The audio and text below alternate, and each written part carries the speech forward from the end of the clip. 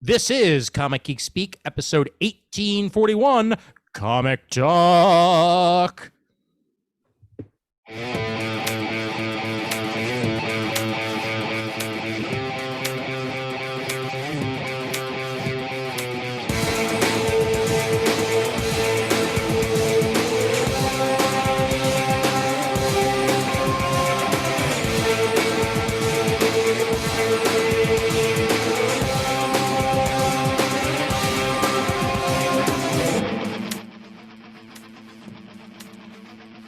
Welcome to Comic Geek Speak. I'm Shane Kelly. I'm Ian Levinstein. I'm Adam Murdo. And I'm Chris Eberly.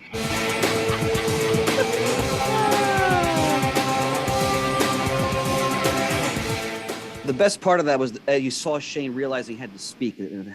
Well, Ian, you looked like you were going to speak, and I'm like, maybe I did it wrong, or Ian just forgot again. Maybe he was going to go anyway. Maybe he was monkey wrenching the wrench anyway. How about now? How about now? What about now? What about now? Maybe now? Ready now?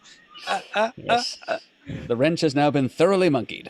I was literally prepping myself to speak after you, which is why I was getting my vocals ready, Shane. But it's all good. It's all great. By the way, Ian, I love the Lounge Club singer persona you took on there. Well done. Thank you. Thank you much. Thank you much. I figure it's been 2 weeks. We should get back in style. And this is absolutely the icing on this week's cake, gents. And it's happy to be back with you all. Indeed. Oh boy, and it has been a few weeks, I'll tell you that much. But one thing I was very happy to have is 3 hours of Murd time bubble goodness. Did it keep you company on the flight, Ian? You know, to be entirely honest with you, I started listening to it on the flight and then decided instead to pivot into movies. And I actually listened to it on a long trip there and back to Target. Just yesterday and finish my run because there's a Target not too far from here that I walk to occasionally. It's like maybe like a 45-minute, 50-minute walk. So did that, listened to it the entire walk around Target as I was buying things, got back on the bus, got back here, finished it when I got home, and then read some comics. So it was a good day. And I was telling Murd off the air that I'm in the midst of listening to the latest Time Bubble, and his installment on the 3D Man story, yes, is one of the highlights of every Time Bubble that's ever been put out there. Just hearing you say the words 3D Man, yes, exactly that inflection, or otherwise it completely falls flat. Exactly. And for that matter, bringing up the power company too. That was a nice return, and I hadn't thought of the power company in quite some time. So that made me very happy.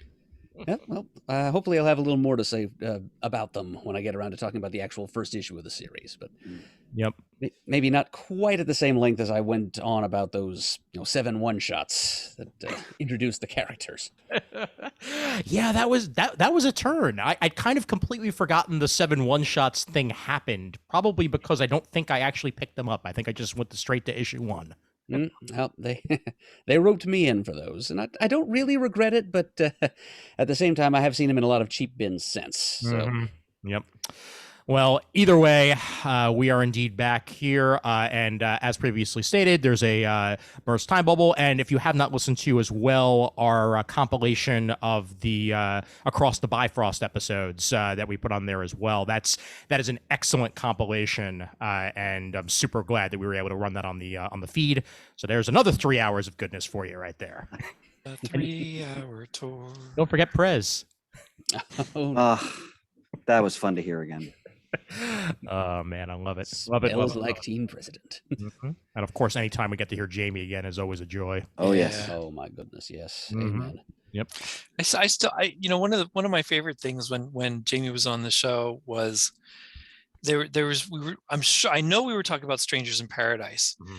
I can't remember if it was just the first volume or if we were knee deep in it volumes later, and we were in Brian Deemer's house and we were all sitting around that kind of cockeyed semicircle, and he's just sitting there with his arms folded with this smug look on his face and explains about how satisfied he is that we would not listen to him for so long, and then we did and loved it.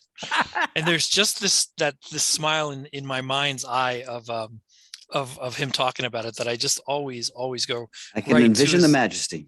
Yeah, that's it. The majesty of his pleasure and everything that we were talking about then. just a great picture in my eye of that. Nothing was better than a Jamie I told you so.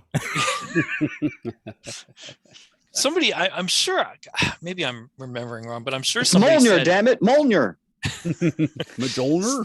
somebody said I have something like, I have a Mjolnir story, actually. I'm sorry. Sorry to cut in there, Shane. It's just, it reminded me of the first time I was ever at Baltimore Comic-Con. I took part in, Tom Brevoort had a Marvel trivia thing that he was running at Baltimore Comic-Con, and I misspelled Mjolnir. And to this, to this day, I'm still so, like, it's Mjolnir. I added an I in there somewhere, and I'm still kicking myself to this day about that. Yep. Ian, I might have participated in that same trivia bash, because I got up there on stage, I spelled Dormammu correctly. That was part. But then I bombed out when I didn't know the actual name of Planet Hulk. If I'd gotten that right, I could have won Brevoort's personal copy of Amazing Spider-Man Annual #1. Oh, Wow. nice. The old spelling bee champion came through again. I did that part, but then I got tripped up by my reading lag because I had not gotten close to Planet Hulk yet. I didn't know it was called Sakaar, but I sure as heck know it now. So that's my Mjolnir spelling incident there, Ian. There you go. There you go. Yeah, well, I wonder if it was the same year. They ran that a couple of years at Baltimore Comic-Con, so it's possible it might have been one of those like in-betweeners thereabouts. But yeah. Well, okay. So to bring it all back to Jamie, I know for a fact that there were Star Trek cons in Valley Forge that we both attended years before I knew him, and I wish I could remember or walk around there again and see him and know who it is now. Yeah. Like travel back in time and say, hey, I know we're going to be really good friends at some point. The what if universe where you met before you did. The CGS alternate universe. Exactly. He would tell the story and I'm like, I was there. I know that story. I saw that. There's already a CGS alternate universe. That's the one where the other Jamie and who else? Jamie Rebirth too. Yeah, who else hosted that? I remember you guys did a episode once with like a whole different crew. Yeah, Jamie Rebirth too. Oh my God, I can't remember some of their names. It's been years. Was Alex a part of that? Alex Samotis? Alex might have been part of that. I think so. Let's see if I can find the Dave. There was the one guy named Dave that we used to hang out with. Oh, you know what? I got it. And funny enough, it was episode 666 of Comics Speak. Yes. On August 3rd, 2009, it was Matt as the host, and then Dave, Dana, Scott, and Jamie G. Fabulous. I love it. I still talk to. We're still good friends with Jamie Rebirth too. Nice. Yeah. Man, that's 2009. Let's just let that sink in. Yeah. Damn. Oh, there boy. was a videotape of that somewhere along the way, and that got lost like crazy. Oh man. Well, before we get any further, as usual, we thank you so much for your continued support of the show over at patreon.com/comicgeekspeak. 115 of you fine folks out there are currently patrons of the show, and we very much appreciate that. And if you'd like to donate the old-fashioned way, you could do so over comicgeekspeak.com/donate.php, or just spread the word on the show. Like us, join the super group, or send us a iTunes review or a Spotify thingy, whatever they call it. Or just spread the word to a friend. Either way, that's all the help that we need, and we thank you for everybody who does indeed donate one way or the other to the show. Bravo. Indeed. All right, so we're back, and we got a lot of stuff to talk about. Before we get into anything else, breaking news today. Oh. And it is a doozy, as what we thought was going to come to pass has indeed come to pass. The Netflix shows are coming to Disney Plus. Oh, high time, I'd say. Thrilled. Yep. It just came out hours ago as we're recording this. I'll bring up the actual Marvel.com article for all of you guys, as Marvel themselves let us know that Marvel live action series and updated parental controls in the US are coming to Disney Plus on March 16th. Oh, soon. Yeah, very soon. Which so all the Netflix shows are going to be on there. All the Netflix shows. Yep. Daredevil and Jessica Agents Jones. of S.H.I.E.L.D. Oh yes. That I missed that part, Shane. That's yep. That's actually good for me because I never actually finished. I didn't finish it either. Yeah. I stuck through the whole thing. Yep.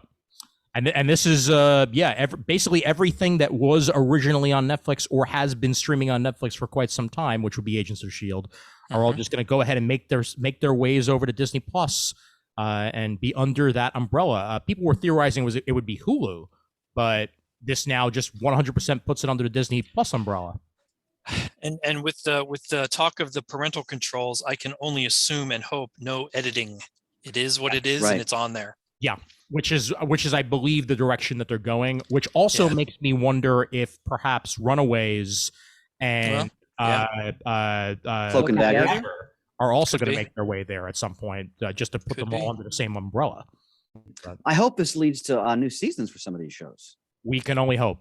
Well, and even if it's not new seasons, at least something else, a movie, oh sure, a series, I don't know, something. Well, considering that I mean, it's almost a guarantee that Daredevil's going to show up on the on Maya's show. That has to happen one way or the other. And we've already gotten multiple appearances of other characters, so it makes sense. That's all great, but I do still want some of these people to show up on the big screen. Oh sure, yeah. Oh, absolutely. Yep. Yeah, no question about it. And well, Matt Murdock has briefly. Well, I know. I want more. I'm greedy. I want more. I know. Yeah. That was a great surprise, and it was fantastic to see. But just I want more. Keep going. And yeah, I think that overall, this is good news for us. And I think that it's not just going to be U.S. I believe also Disney Plus in Canada is also. Yeah, I saw Canada. I saw Canada first, and I thought, well, if it's going there, it's got to come here. But I know things don't always do that, so I was glad to see this today. My son actually, from college, he sent me. He says, "Dad, look at this." Sent me off the article. I knew that was immediately good news for all of us. So wanted to make sure that we start off with that. Ian Levinstein, reporter on the spot. Man. Well, I've got something else for you specifically, Chris. And that is something that I think you already know, but I'm going to say it anyway. And that is Chip Zdarsky on Batman. Yes. Yes. Yeah, that may make me buy Batman again monthly for a while. Mm-hmm. Yeah. I gushed about that on our Facebook page. Oh yeah. Because honestly, I'm just curious to where he's going to take him. I know he's introducing a new villain as part of it to start things off. And it's going to be a ongoing run. This isn't just a fill-in arc or what have you. It's going to be Chip Zdarsky and Jorge Jimenez teaming up for this new arc on the Batman title. Yeah, didn't the one article say something like "in for the long haul" or "in for the long something"? That's exactly what it said. Yep. Yeah, and I love this promo image that they put out. Yeah, I mean it's gorgeous using the Robin emblem like that.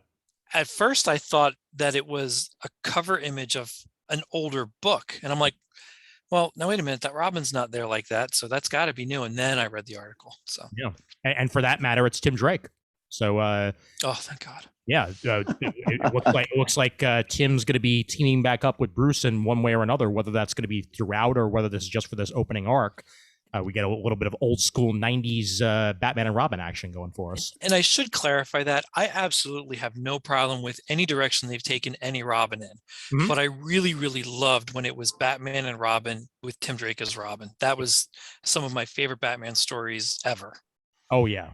No, absolutely. And it continues to be the case for me. I mean, obviously, I grew up with Tim, and I love him in the role of Robin in general. I even enjoyed the Red Robin stuff after.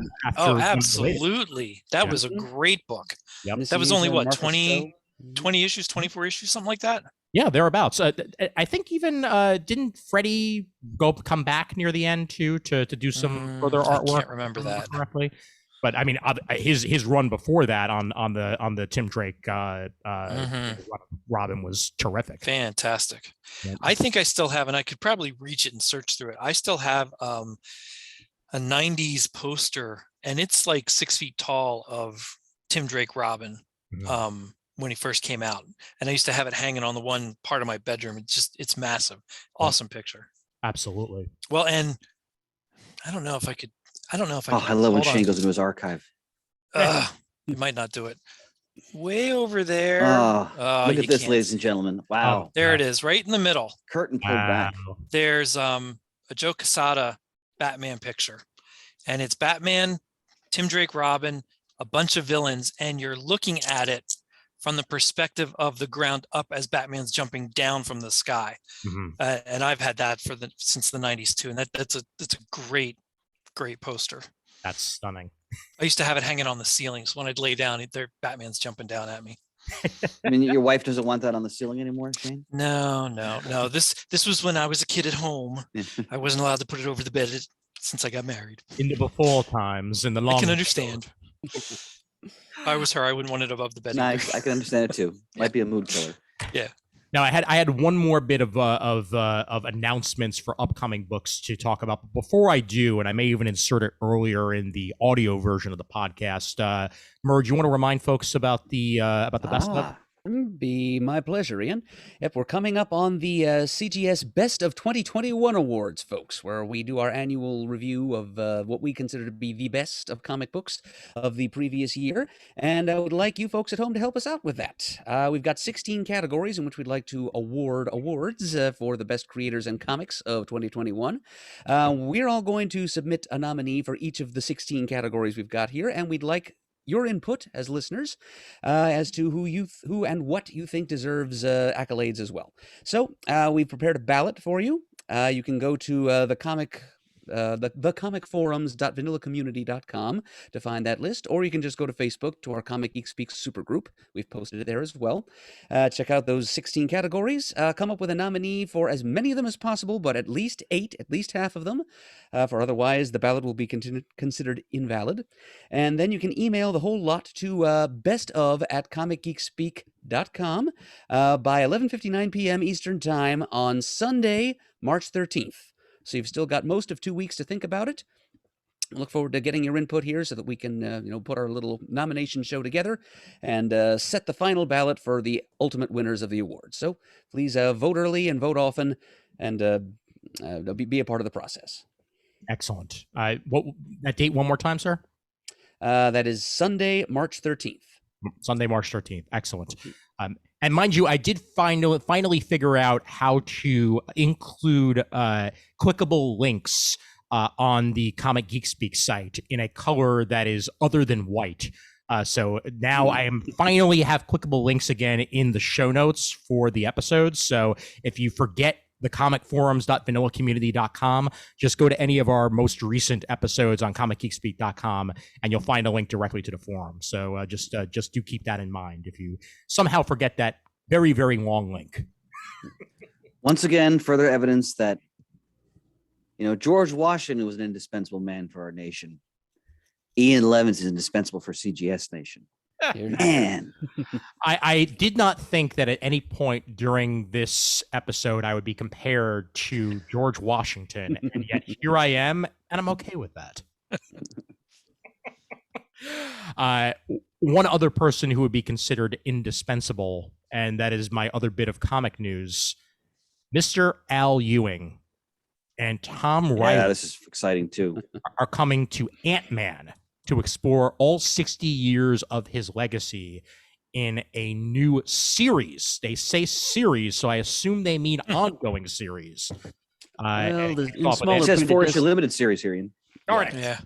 Well, then they suck. Never mind. 60 years in 4 issues. Yeah, but still. That cover. Oh my God, it's stunning. I am so thrilled by this series. Yeah, I am no way going to skip this one.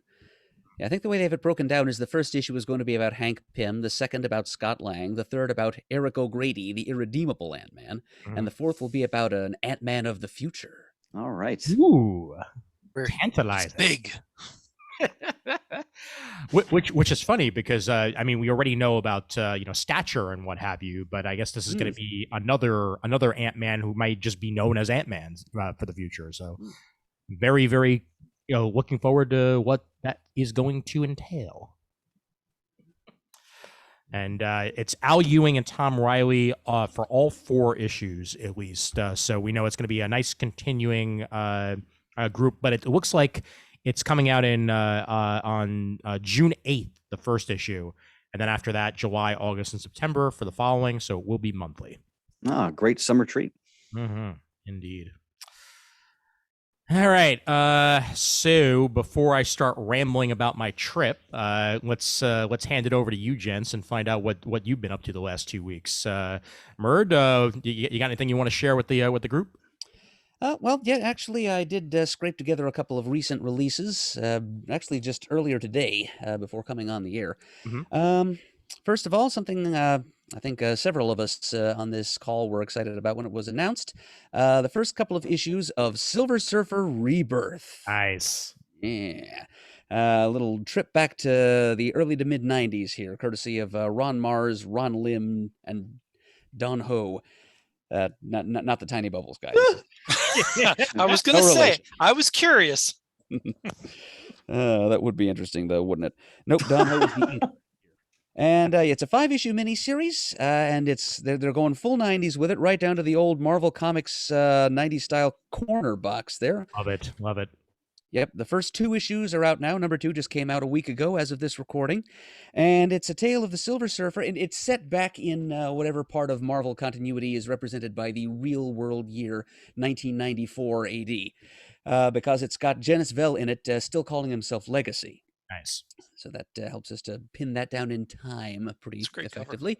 Mm-hmm. And so the Silver Surfer shows up. He helps Legacy save a big Kree warship from being sucked into a black hole. And then suddenly the Silver Surfer finds himself skipping across alternate realities for no particular reason. One second he's with Legacy, the next he's with Mar-Vell, as seen on the cover of the first issue there. Mm-hmm. But he hasn't traveled through time, apparently. He's in another reality where Mar-Vell never died of cancer.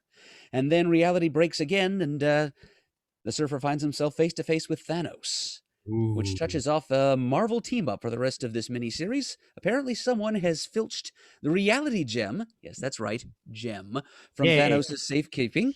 It was entrusted to him by Adam Warlock. He was the secret 6th member of the Infinity Watch, but now someone has stolen the reality gem and is toying with reality, trying to bend it to his or her own whims, and the Surfer and Thanos have to brave the maelstrom that reality has become, as time and space warp around them, trying to find the culprit before it's too late. It's a wonderful little trip back in time to the 90s. It's written and drawn in just such a perfect 90s style. It's not exactly deep storytelling. It's fairly light and decompressed, but it is enjoyable. If you liked the Silver Surfer as Mars and Lim dealt with him back in the 90s, you'll be stepping right back into familiar territory with this miniseries. I do recommend it. Nice. From the other side of the aisle, I've got the first appearance of a new DC character, the Monkey Prince. Starring in his own miniseries here. The creative team it's obviously the main character is taken from Chinese folklore, and it's an all-Chinese creative team written by Jin Wen Yang, art by Bernard Chang, color by Sebastian Cheng, letters by Janice Chang, and the editor is Jessica Chen. And it's the introduction of a new character to the DC universe. It's a classic teenage superhero introduction. Our young hero is named Marcus Schlugel Shen. We open in a scene where his parents, who as it turns out are rogue scientists for hire, who have worked for some of DC's well-known supervillains, Batman breaks into their home one night when Marcus is just a little boy and is pressing his parents information, and it kind of traumatizes little Marcus. So for years after that, as his family moves from DC city to DC city, he's developed kind of a nervous tic. Anytime he gets in any way exacerbated, he starts making strange noises like a monkey. Then they move back to Gotham City when he's a teenager. He runs afoul of some bullies, just typical high school comic book stuff. But a mysterious janitor, takes him under his wing and tries to explain to him this monkey thing that he's undergoing. And by the end of it all, he passes through a water curtain into a mysterious realm where he learns that he's the son of the actual legendary Monkey King. And as a result of which he has certain supernatural simian-type powers. And he gets to, by the end of that issue, use them to gain some closure by confronting Batman, about whom he's been having nightmares since that fateful night as a child. Not only Batman, but Damian as Robin, too, because the two of them were classmates in the same Gotham High School. Right. So that's the beginning of a new DC legacy here for the Monkey Prince. And this is far from Gene Lin Yang's first dealings with the Monkey King War, as that was a very important part to his American-born Chinese, which really first put him on the comic book radar back in the day. Yeah, well, now he's able to leverage that into making some new introductions to the DC universe. Not his first time in that pond either, since he's done quite a few projects for DC in the past and utilized some Chinese folklore there too. Yep, indeed. And one more thing, Chris, I hope this is something that you've been reading too. I know you were as excited about it as I was. From Image, the reintroduction of Arrowsmith by Kurt Busiek and Carlos Pacheco. It's been many years since we last heard from Fletcher Arrowsmith. So good. His alternate universe where magic exists, and as a result, the geopolitical history of Earth is drastically different. But somehow World War I still manages to happen, but with magic this time. So Fletcher is an airman who, with his little miniature dragon or dragonette sidekick Hilda, is part of an allied air corps that uses that spell bombs, the Prussian entrenchments, and it's World War I with magic. It's fun. It's a wonderful concept. I've long regretted that we didn't get more than just that first miniseries, subtitled, I think, Those Young Men in Their Fine Uniforms or something like that. So smart in their fine uniforms. I just found the volume for it and put it up on the screen. Yep, the trade's coming out of that this spring. Aha, yes, very, very timely. And apparently this miniseries, which is subtitled Behind Enemy Lines, is adapted from a prose novel that Busiek had come up with. He had wanted to use it to plug any gaps that might arise in the what was supposed to be more or less monthly release schedule of Arrowsmith. Of course, that gap turned out to be considerably wider than expected. But now that Busiek and Pacheco are over at Image and they have less to distract them, they're hoping to make it a little more of a regular event. And they've just taken that novel and they've adapted it for comics. And Pacheco's artwork looks, it's stunning, even more beautiful than it did back in the mid-2000s. And in this story, Fletcher Arrowsmith, our protagonist, has to go undercover behind it. The aim is for him to be captured on purpose by the enemy so that he can meet a contact who is a rock troll. And his childhood friend Rocky, who worked for his father, a blacksmith in what is in our world Ohio, but is in this other world a part of Connecticut on the shores of Lake Erie. Oh, wow.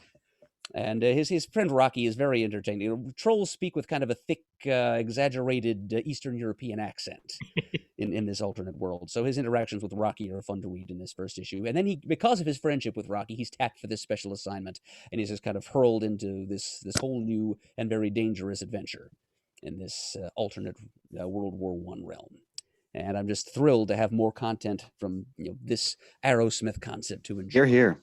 Oh, absolutely. And for Busiek and Pacheco, I mean, that's one of my favorite teams in the history of comics right there. I mean, Avengers Forever, and I'm just happy to see them whenever they're on anything. So I'll have to check this out for sure. Mm. Yep. Very cool. Very cool indeed. All right. I think I'm going to step in here and start sharing a little bit about my adventures, and then I'll throw it over to you other two gentlemen, if you don't mind. Of course. Go for it. So came back from London this past Friday, which is why I'm drinking a pint tonight. I figured that would be as appropriate as possible. Cheers. Cheers indeed. Got used to saying cheers a lot while I was over there. Hadn't quite stopped saying thank you, but tried to get as many cheers as I could possibly get. We also went to, and I immediately thought of you, Chris. We went to a one of the finest gin bars in London. And as I was drinking my gin and tonic, immediately I thought, a tonic for the spirit. I'm always with you, honey. I'm always with you. Exactly the case. Yep. And unfortunately, I packed myself in so much that I never actually managed to get to a comic shop the entire time I was over there. Wow. Crime. It's a crime.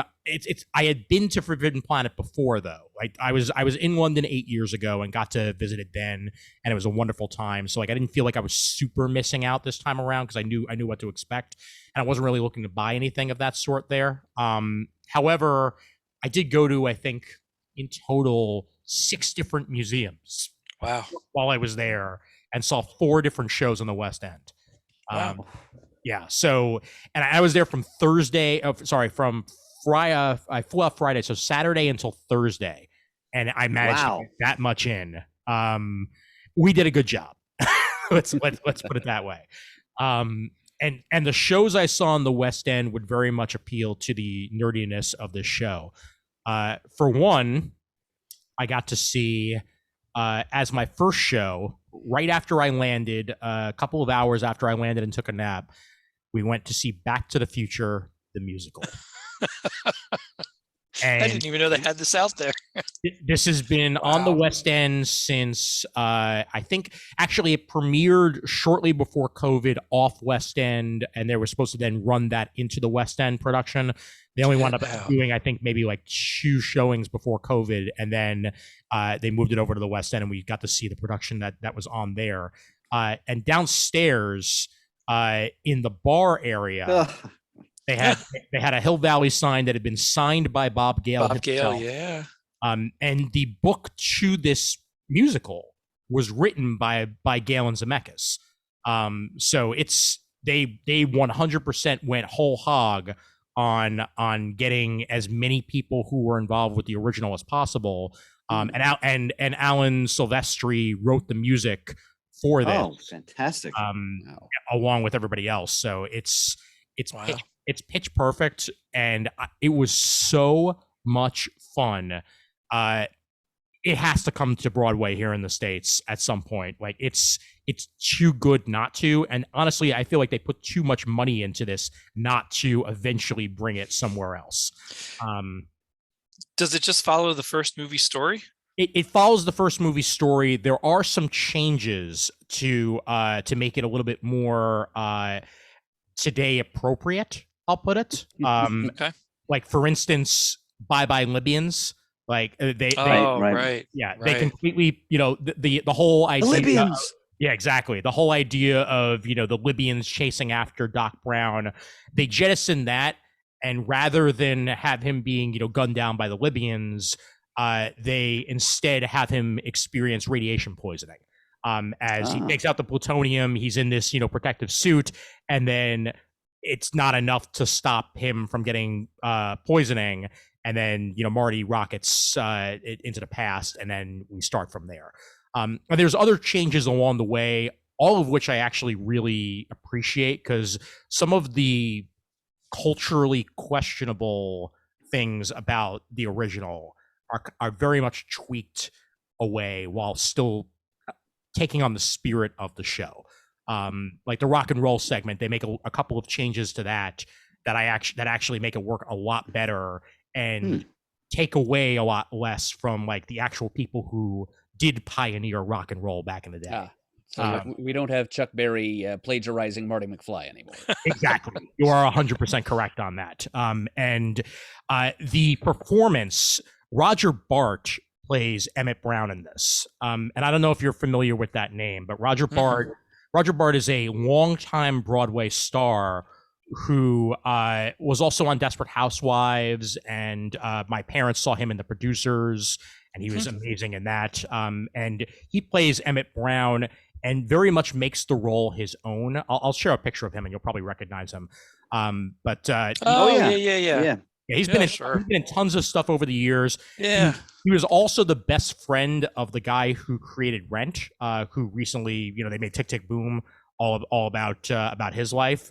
And, basically the best friend character in that, one of the guys who moved out of his apartment in Tick Tick Boom, that character was based on Roger. And he's had a long time career, and there is no replacing Christopher Lloyd as Doc Brown, but this was a damn good attempt. Great Scott! Yes. And plus, I know the wrong movie, but the timeline skewed away. and there are references to, a lot of the other stuff too. And I'll tell you, there's a special effect that they do at the end of this movie that I don't know how they pulled it off, but there's basically you're seeing the DeLorean fly, basically. Wow. over the head of others. It does a twist and turn, and you're basically watching them hanging in midair as the DeLorean is on top of you. I was sitting in the third row because I figured if I'm going to London, I better well have good seats for it. Yeah. And it was an impressive experience. Ollie Dobson plays Marty McFly in this, and he does his best Michael J. Fox, and embodies the character pretty darn well, and had a really great time. It was a super fun experience. Cool. But little did I know it would not be my favorite musical that I saw while there. You know what it was? Heathers. Really? Heathers the musical is a musical adaptation of the 1980s movie Heathers. Great film. Great film.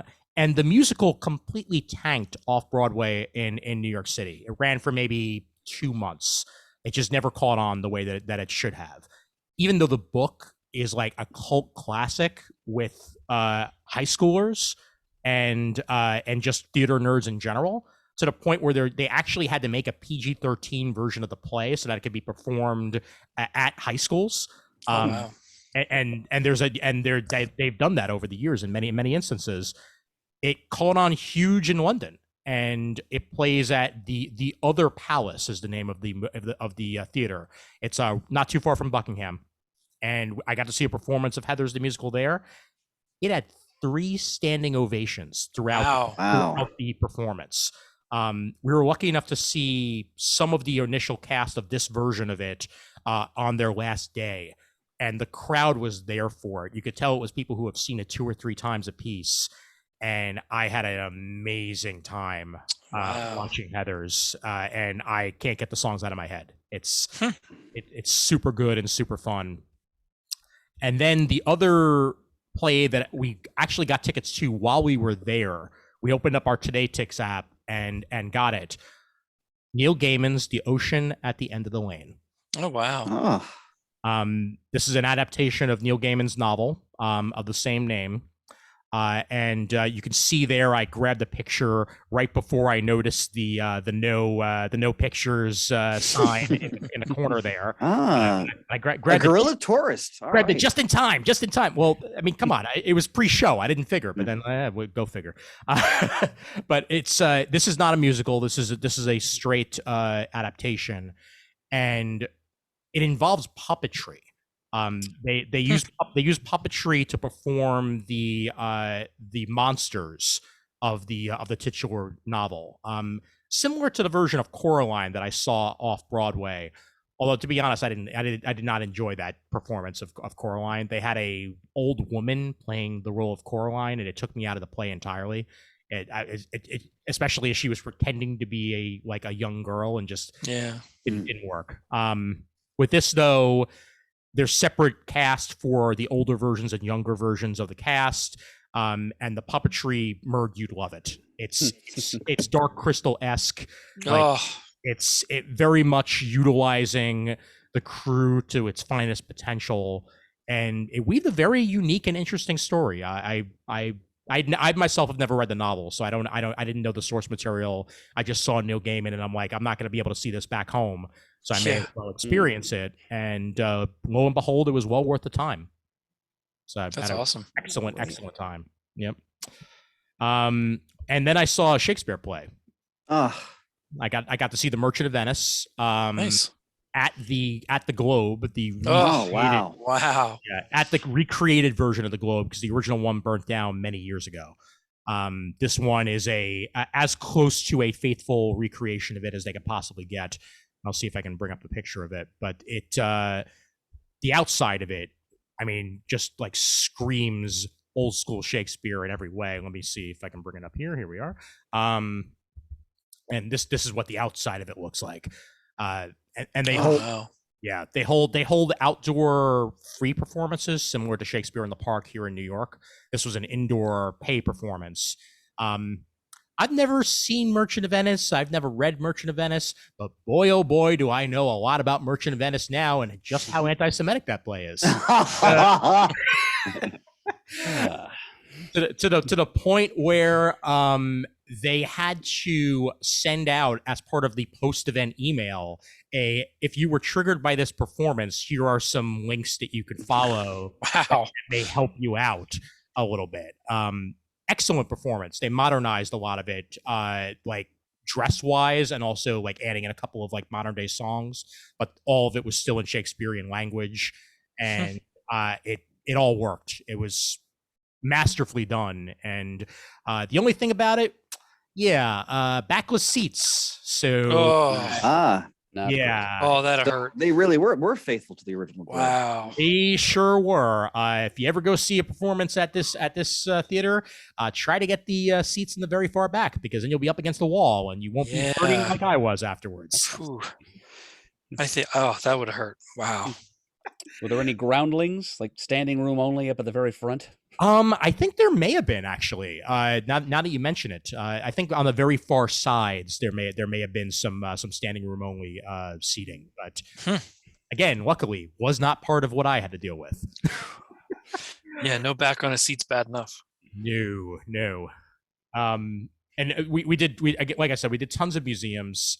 One of the ones we did was the Tate Modern, and I got to nice. Liechtenstein. Yeah, this classic Liechtenstein, and I just kept thinking to myself, and I even said out loud, that's Swiper, because frankly, I understand that this is what a lot of people think of when they think of comic book art, when they're unfamiliar with it. They think of like the traditional artwork that have been done over the years and have gone mainstream, but learning that Liechtenstein never really gave the proper credit to the original artists that drew these works back in the day, which he then turned into his artwork, soured me very, very much on his pieces. And I can appreciate them for what they are, but at the same time, like, we deal with this enough in today's world where artists swipe other people's works and don't credit them. It wouldn't have hurt him just to do it. Otherwise, he's just Bob Kane. Like he's basically just capitalizing on other people's work, and I'm not a fan. But it was really nice to see him in person. So there's that much. It was a wonderful time overall, and just taking in the culture and the architecture, and we did Tower Bridge while we were there, and got to. That's fun to go through. I love it. Yeah. It was a relief, and I haven't quite got back to Eastern time yet on my sleep schedule, but it's all worth it, and I'm super, super glad to have experienced it and gotten out for a little bit. And the one thing I didn't get a chance to do that I wish I did, we visited the cult yard, and didn't realize that there was also another museum inside of there that was doing an exhibit on Beano, and the art of breaking the rules. And I know that Beano is one of those European comic books that's inspired many a creator over the years. And I would have loved to learn a little bit more about Beano in the process, but again, there's only so many hours in the day, so we didn't get a chance to make that happen. But wanted to at least share that for anybody who might be listening in the London area that may get a chance to check it out. Just go back quick. They're still there till March 6th. There's time. That's true. You're right. You're very right. So this will be released, at the end of tonight. So that gives you a solid 4 days. Yeah. to get over there. To get over there, if it's not all sold out. Check it out. But even though like almost every museum in London is free, outside of a few, we went to the Transport Museum, that was pay. But if you pay once, you can then go again anytime that year, and not as long as you present your That's awesome. Yeah, and a couple of the actual exhibits were pay as well. But man, it thrilled me beyond belief to be able to experience this. So that's cool. Yeah, great field report, honey. Great field report. Thank you much. Now for the negative. Oh, jeez. Comixology. I have to very much say that I'm glad that I didn't update my Comixology app until after I got back from London, because they recently integrated Comixology with Amazon fully. In doing so, when you go to Comixology.com now, you go to a Amazon landing page. No longer do you actually go to the actual Comixology site itself. It's, comic books within Amazon's landscape. They took away the web reader, so you can no longer read comic books directly off of Comixology's site. The only way to do so is to use the Kindle Cloud Reader, which is not made for comics. So if it doesn't zoom, like you can't really do a panel view like you used to be able to do inside of Comixology. If you're reading it on a laptop, you're basically forced to use it on a tablet at this point. The tablet reading experience is a little bit better. However, searching for new books inside of the Comixology app right now is a travesty. It's none of the easy, what's new and stuff like that is up front and up forward anymore. Instead, you get a what's featured and sort of recent releases, but I don't know what the hell they were thinking with this, but they had so much time to do this right, to get this integrated properly and make it work for digital readers. And I'm Marvel Unlimited and DC Infinite all the way right now, which is bad for Comixology and bad for indie readers because, frankly, that's where people went to find their independent comics was Comixology. They didn't go to individual, harder to find, apps or what have you, or even the individual sites of independent creators. They went to Comixology because that's where the hub was. And now the hub has basically been taken away. And they're gonna have to fix this fast, or I foresee them basically almost ruining the digital comics experience for a long time to come. They should have hired Levinstein for the relaunch. I'm not a coder, so I wouldn't have been able to do that myself and make it. But you could have provided the vision, my friend, as you just did for all of us. Yeah. It's pretty bad. And Shane, I don't know if you've had a chance to poke around in it that much since the. No, I remember seeing the article, but I really didn't think about how it would affect the app or anything. So I just did an upgrade on the app, and I'm just kind of looking at it quickly because I don't have a whole lot on there. You'll notice the main pain in the ass is. And you may not have been signed out this time because I think they fixed that since. But everybody who upgraded initially, they were signed out entirely from the app and had to sign back in. And when you did, all of your downloads were gone. Oh, wow! And you'll notice that as well. Probably when you're searching, you're gonna have to re-download your books. Anything that was downloaded to your iPad was wiped essentially, and you have to re-download your purchases in order to read them. So that's immediately a problem. And searching series is way harder now than it used to be. So actually getting missing things in a row is a pain. It just I'm distressed. I'm distressed and verklempt, and it's when I go you know what it was? It's like getting a tear in your favorite pair of pants. That's what this was for me. Old trusty, slip them on and walk around and everything's gonna be fine. And then you're walking and then suddenly a tear right down the middle that can't be repaired easily. Well, I guess this is going in the trash, and that's Comixology right now. And yeah, I'll tell you what a weird little interface this is. Right? It makes no sense. Well, so I brought up just a comic, Heroes in Crisis. I'm not really sure why I have it. I didn't buy it on there or anything. It must be one of the free things. And when I try to close it, it takes this little tiny middle. Yeah. What is that? I can't get rid of it. That's their way of letting you know that you're currently reading something. So if you were to download another book and start reading that it would disappear. But that's their standing way of letting you know that you're reading something. I get what they were trying to do, but at the same time, it just takes up screen real estate that you don't really need. Yeah, you could easily just put a currently reading on something. Weird. That's it. I'm going back to boxes and boxes of comics like you, Murd. It's gonna happen. One of us. I accept you.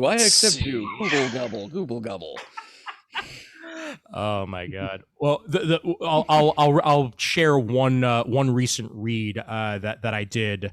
As a lot of the stuff that I've been reading, I'm not going to share because that would probably spoil my best of list. But I did get a chance to finally read the first issue of Superman, Son of Kal-El.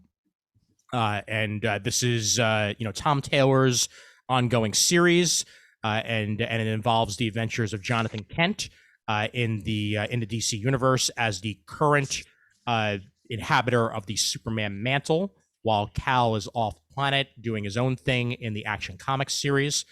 And I gotta tell you, this is damn good. It does a excellent job from jump of getting you to know this character, because he's gone through a lot of changes. He got hyper aged during Bendis's run to be the age that he currently is.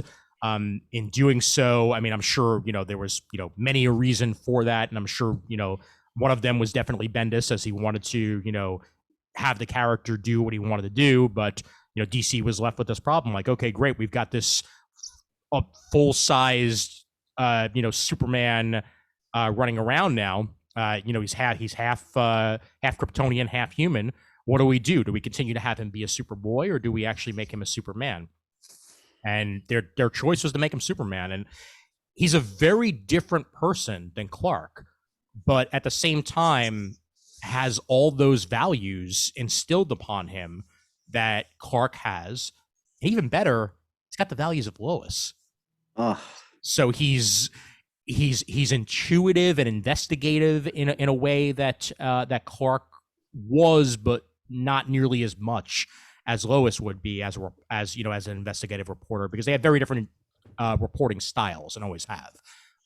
She's much more of a I'm gonna do whatever I can. I'll go undercover. I'll do whatever it takes to get the story. Clark is much more by the numbers. And only 1P and rapist. Exactly. Well, I also always took it as Clark, while probably a good investigative reporter, still would just hear something and be able to get his story from it, whereas Lois actually had to work at it. Exactly. Clark's the fastest typist Perry's ever seen. Yeah. And you can see Jonathan working at it here, because he knows that even if he's been given the mantle, he's not automatically going to be Superman. And we get to see a very touching scene, a touching flashback of when Jonathan was born, and Clark rushes from a fight he was having in the middle of space down to the fortress, and Wonder Woman is there helping Lois give birth, and Batman, you hear Bruce say something very Bruce-like and at the same time un-Bruce-like, where he basically says that Jonathan could be better than Clark, because this is untested waters here. This is a Kryptonian human, the best of both worlds essentially, and he could easily eclipse Clark if given the opportunity. And it's almost reminiscent of For the Man Who Has Everything, with them all being at this fortress, only for much happier reasons than For the Man Who Has Everything. Oh, Ian, I want to read this now. You've given a great pitch. It's super well done for a first issue. The second issue is now available on DC Infinite as well. I haven't gotten a chance to read that one yet, but it's Tom Taylor and John Timms on writing and artwork. And yeah, it may not be Superman in title alone, which I know, Murd, you would very much like it to be, and I agree with you entirely, but this son of Superman sure is getting the job done. And there's also a really touching scene between him and Damian, as they do remember that they are best friends, and have been for quite some time now. So great stuff, and Tom Taylor is knocking it out of the park. He's a dynamite writer, and I'm happy to have him in DC.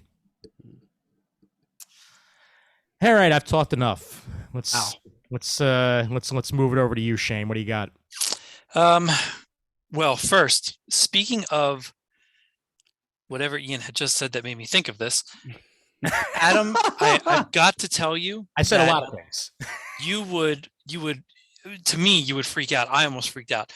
I bought a box of tricks at the grocery store the other day. They were Oh. on sale. Okay. Thinking, well, they're, it was like $1.50 or whatever, just on sale. Well, I could go for some tricks just once. Okay.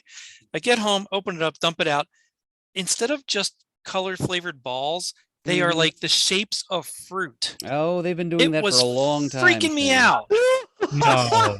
They've kind Now, of I switched could back and forth between round puffs and little congealed fruit shapes since the 90s. Yeah. Oh, this was That's weird the looking. history. I can accept better the Lucky Charms marshmallows because I can. Oh. But the trick stuff, that really freaked me out. Yeah. Anyway.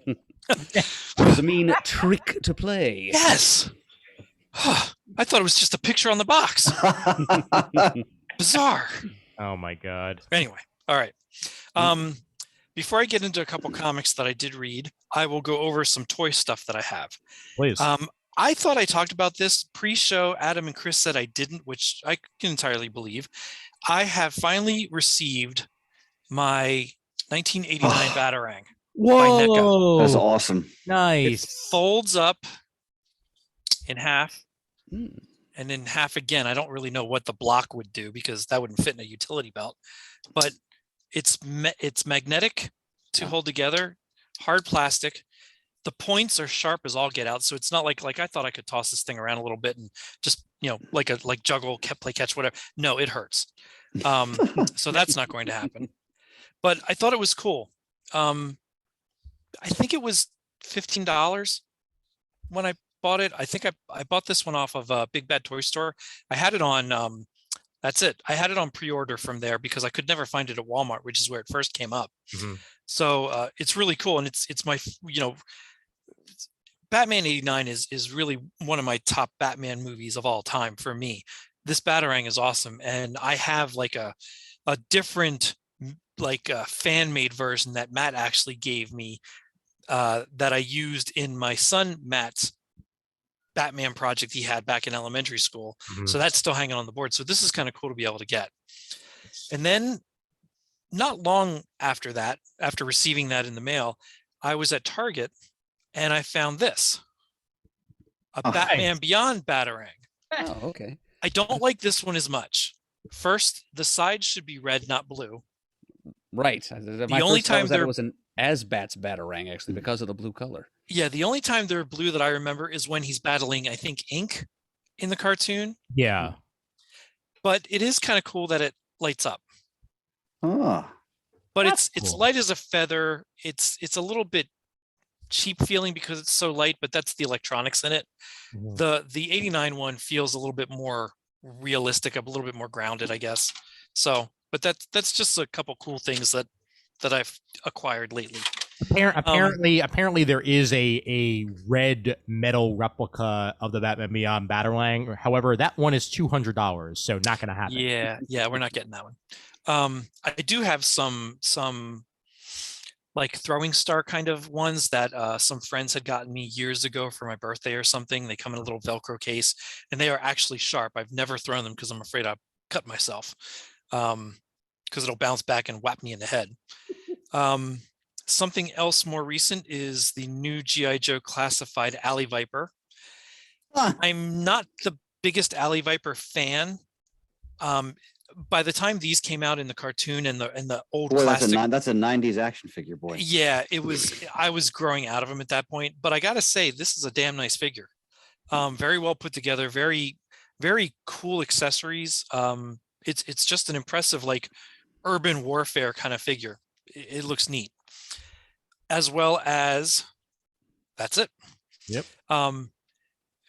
Again, very well made, lots of nice detail. I'd love to see a variant version of that where it's more like a jungle camo or gray and black or something like that. Mhm. I'm just not a big fan of the orange and blue, but it does really look nice on this figure. As well as a Battle Android Trooper that came out. Now this version comes with 2 heads and 2 chest plates, so you can see some battle damage on the chest plate and on the head, if it'll focus for people watching. It comes with a bunch of accessories on the back, so that's kind of cool. These are mass release figures, but partially because of the supply chain in the world.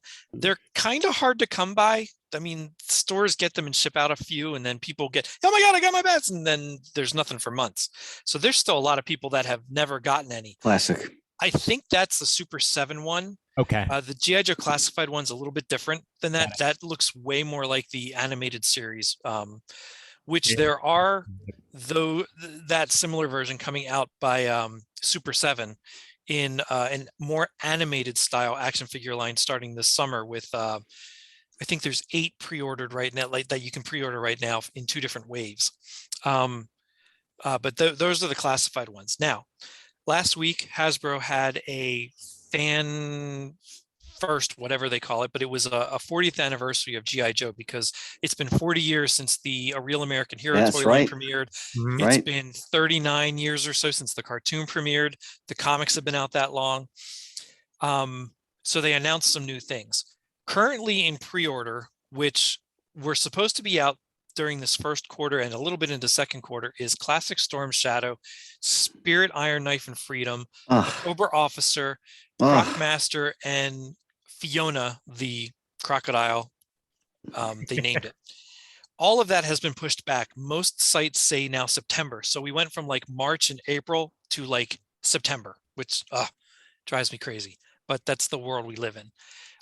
Target exclusives that are out there on pre-order are Tiger Force Outback, Python Patrol Bat, and Python Patrol Viper. No date whatsoever. I've pre-ordered these 3 for months now, and there's just absolutely no date as to when they're coming in. So that's a little frustrating.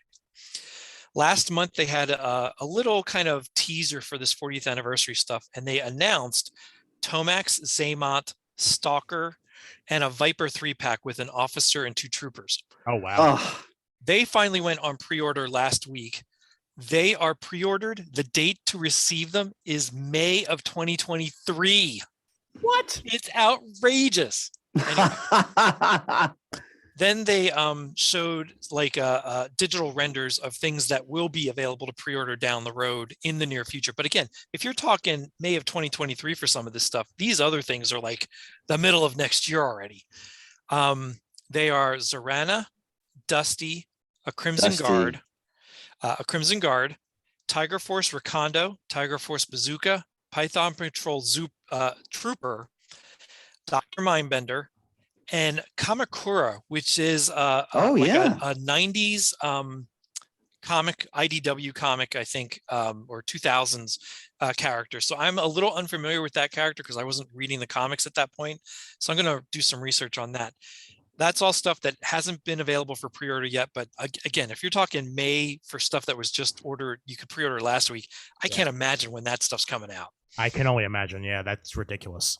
There is going to be a collector event at Walmart at the end of this month. I don't know a specific date, but you will be able to order a retro carded version of Lady J, Baroness, Gung-Ho, and Destro.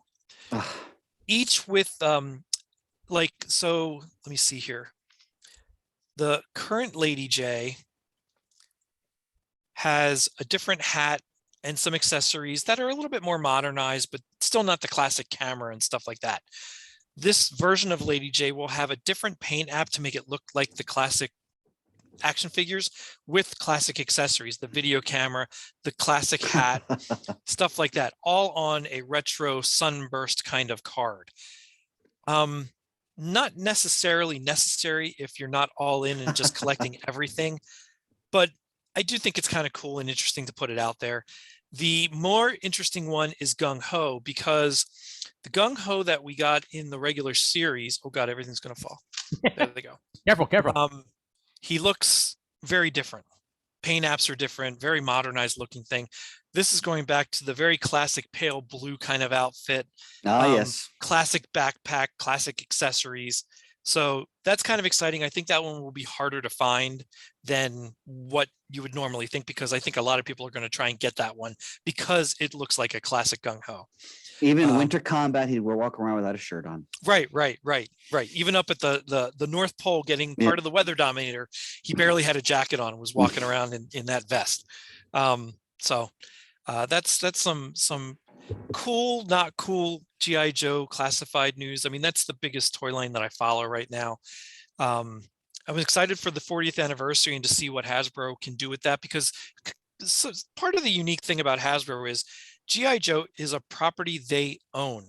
Unlike Star Wars and Marvel, where they license those things from Disney, they own GI Joe. They can do almost anything they want. There's no licensing fees. There's very little approvals unless it's internal, because it's Hasbro's brand.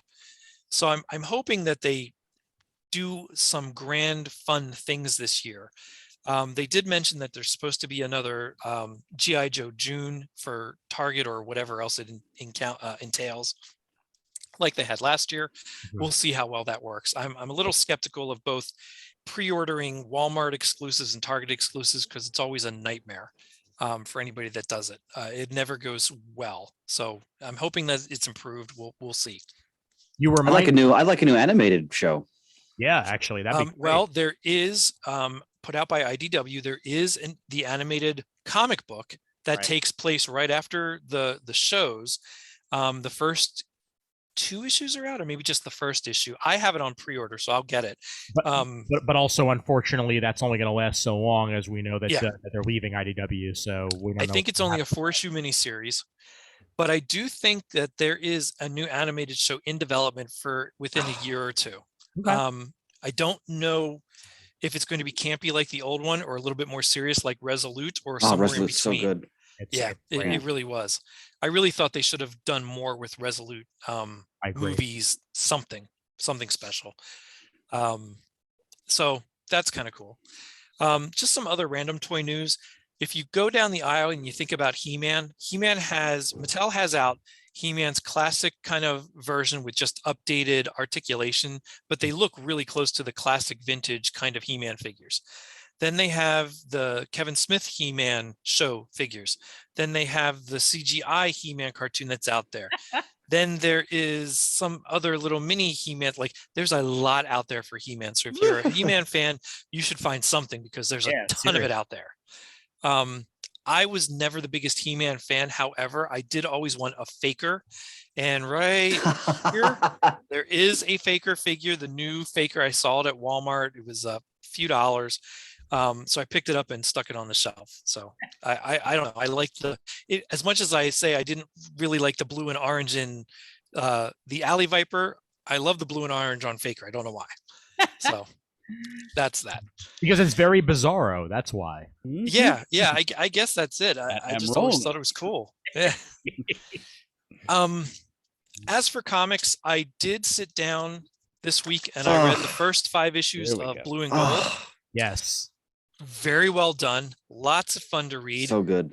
I've got to say, boy, oh boy, I think issue 4 is my favorite so far. It takes Blue and Gold as they're trying to set up their new office space, which of course does not go well because they start arguing with each other about who saved whose lives. However, on page 4 of this book, there is this great spread at the top of the good old Justice League that I love. Meanwhile, they're that in page the going to go for? God. I looked for Ryan Sook's sales, and this page, and then there's another page here. I think this is page 8, where it has another almost classic looking Justice League gathering. Neither of those pages were for sale. I can't imagine how much they went for with all those characters drawn that way. It had to be, we would have to be a mint. I'd have to say, based on pages and their cost right now, it's got to be $1,000. I can only imagine. Yeah. Oh yeah, absolutely. At least it just looks spectacular. But what a fun book to read. Sad that some things are happening in Beetle's world that are making it a little bit more difficult, but it's hilarity ensuing along the way as well. So I fully hope that after this 8 issues ends, they just don't drop off the face of the earth, because it's a lot of fun to read Booster and Beetle again. Yeah, I've read issues 1 through 3, and I texted Shane, like, I don't know the basis of the 2 characters telling you, Shane, you have to read this book. Yeah, I was just howling as I was reading it. It's so affirming. They have throughout the entire thing, there's a running gag of because Booster, of course, being Booster is streaming all of this on social media as much as possible. Comments are fantastic. Yeah, you see little text comments all along the way. One of them is definitely Guy Gardner, which we know. Yeah. I can't decipher some of the others. Now, two of the people you meet throughout the series that they're just fans that meet.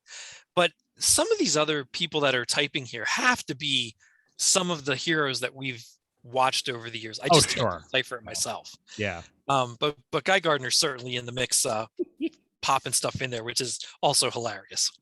Yeah, if you were ever a fan of Booster Gold or Blue Beetle and you love the old Justice League stuff, this is a must read for you. Yeah. I'm sad that it's only 8 issues. I could go for 1,000 like this because it's just fun. I read the first one and I really enjoyed it, so I look forward to reading the rest. It was a nice trip down memory lane. Yeah, it's like putting on a comfortable pair of shoes. It really was. And it's not even really. I don't really think any of the creative team here has ever really written them before. Well, Dan Jurgens did. Yeah, okay. He was writing this whole thing. Okay. Yep. Ooh, that makes me feel better. But the artwork's fantastic. It's very well done. It's just a lot of fun. I wanted to read Human Target. I didn't get that far. I know, Chris, you texted me about that too, I think, and said how good it was. Yeah.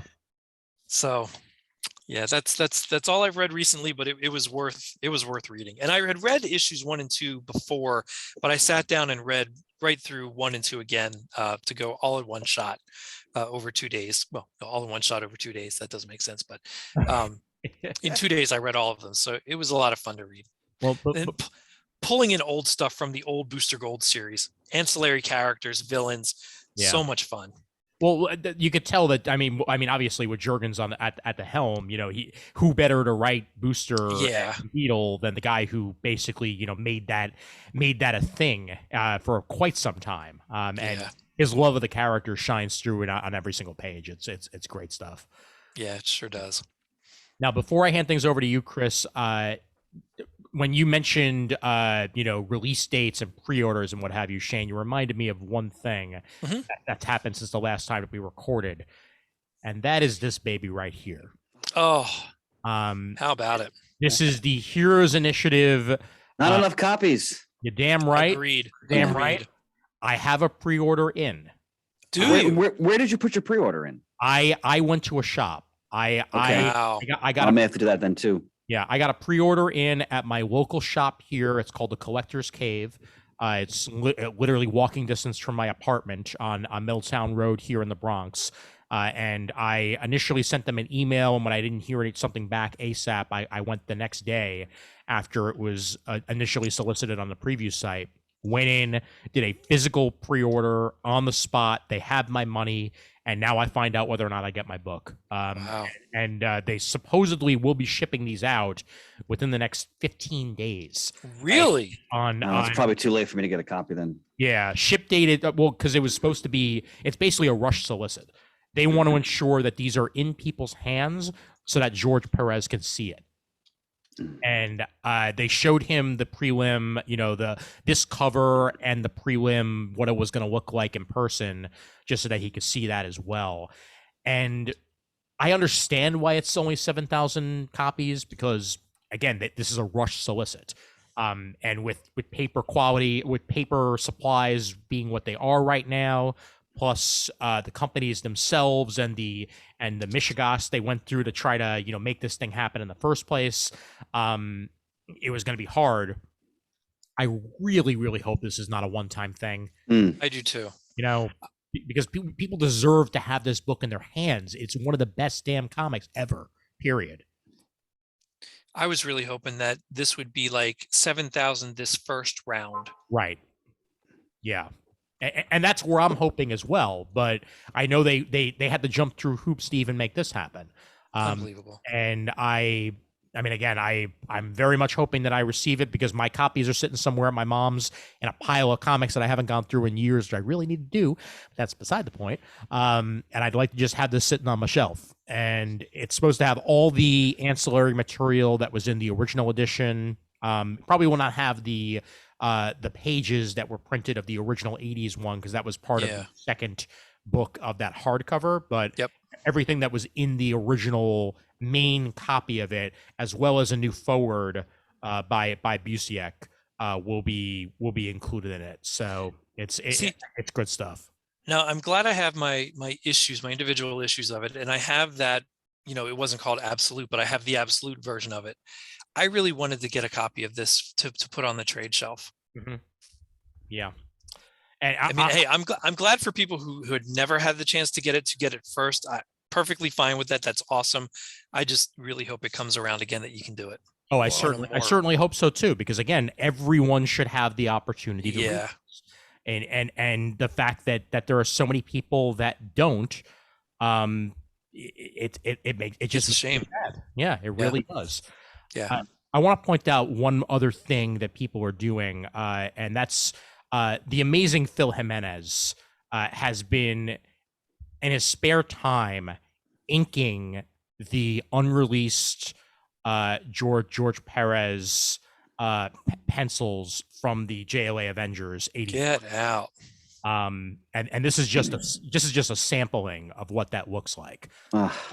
And I'm thrilled that Phil is doing this in his spare time as a labor of love for George himself. And I hope he just continues to do the whole darn thing when he gets a chance, because it's beautiful. And imagine what this what if would have been had it actually came out when it was supposed to back in the 80s. Mm-hmm.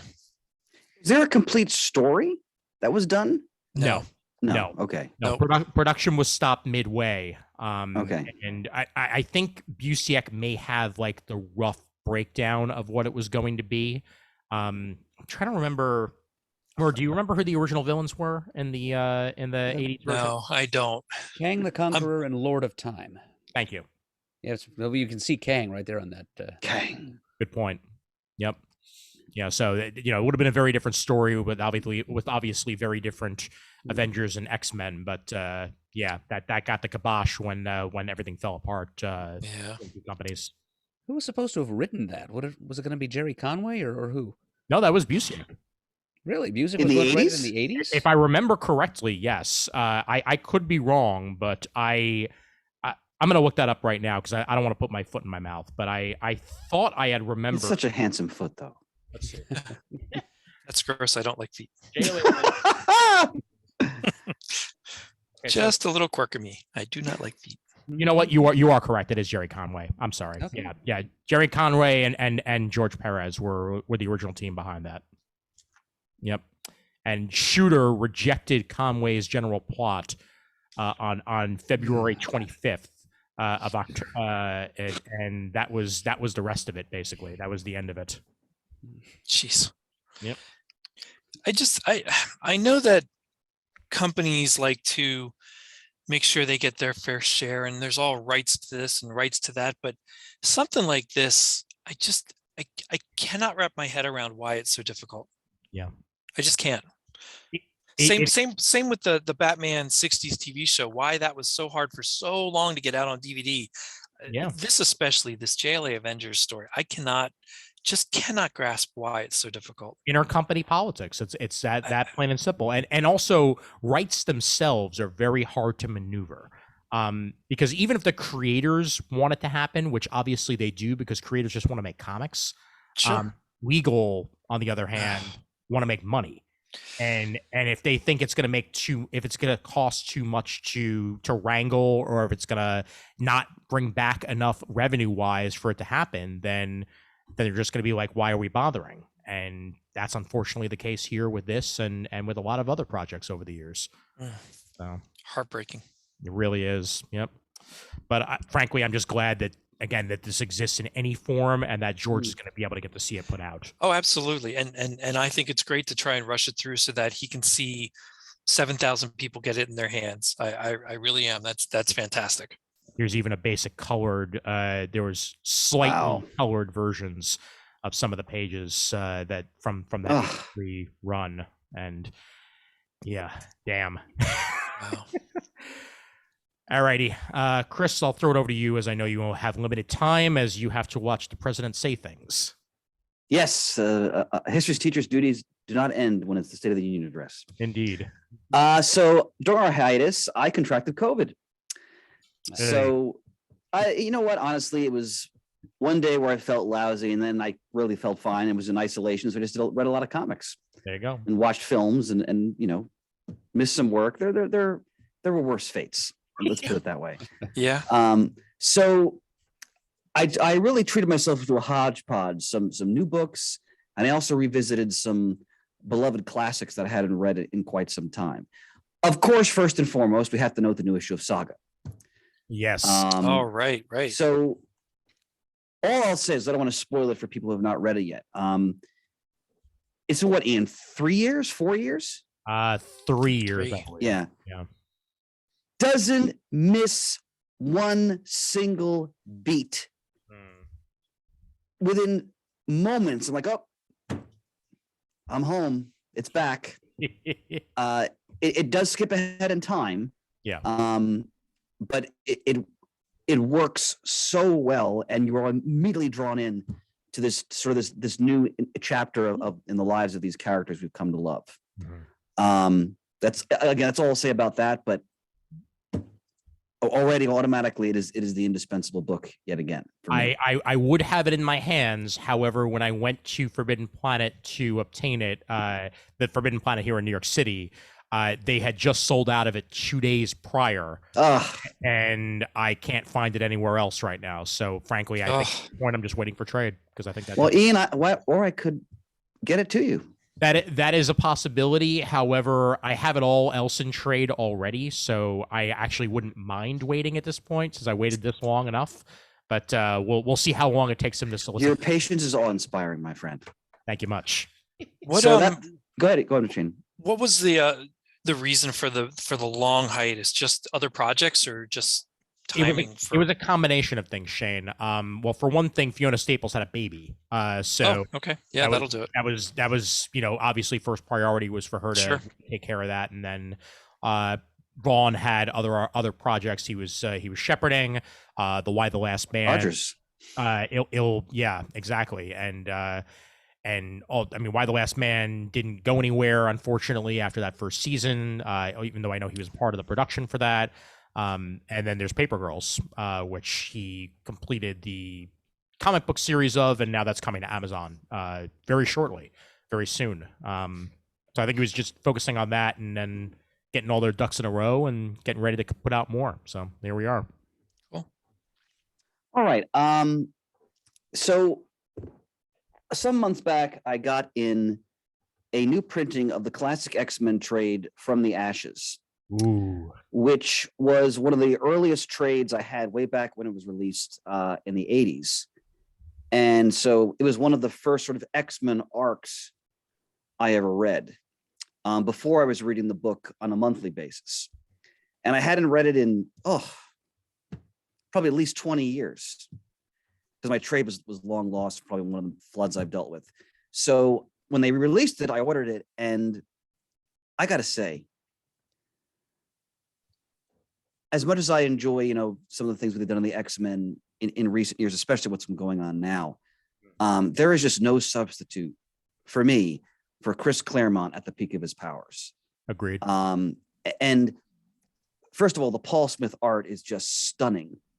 And then there's Romita Jr. at the end, starting his great run on it as well. But first of all, Murd, I thought of you because we get so much Lockheed in these stories, and it's such a brilliant concept, that Kitty having this pet dragon, and Paul Smith is so good at drawing the gest, like the facial reactions of the dragon, and sort of like when he's like "Pichoo," like he spits out his smoke, and he's clearly irritated with another character. And but what's so wonderful about reading these stories again is that it reminds you of that time, those halcyon distant days where there was one X-Men book.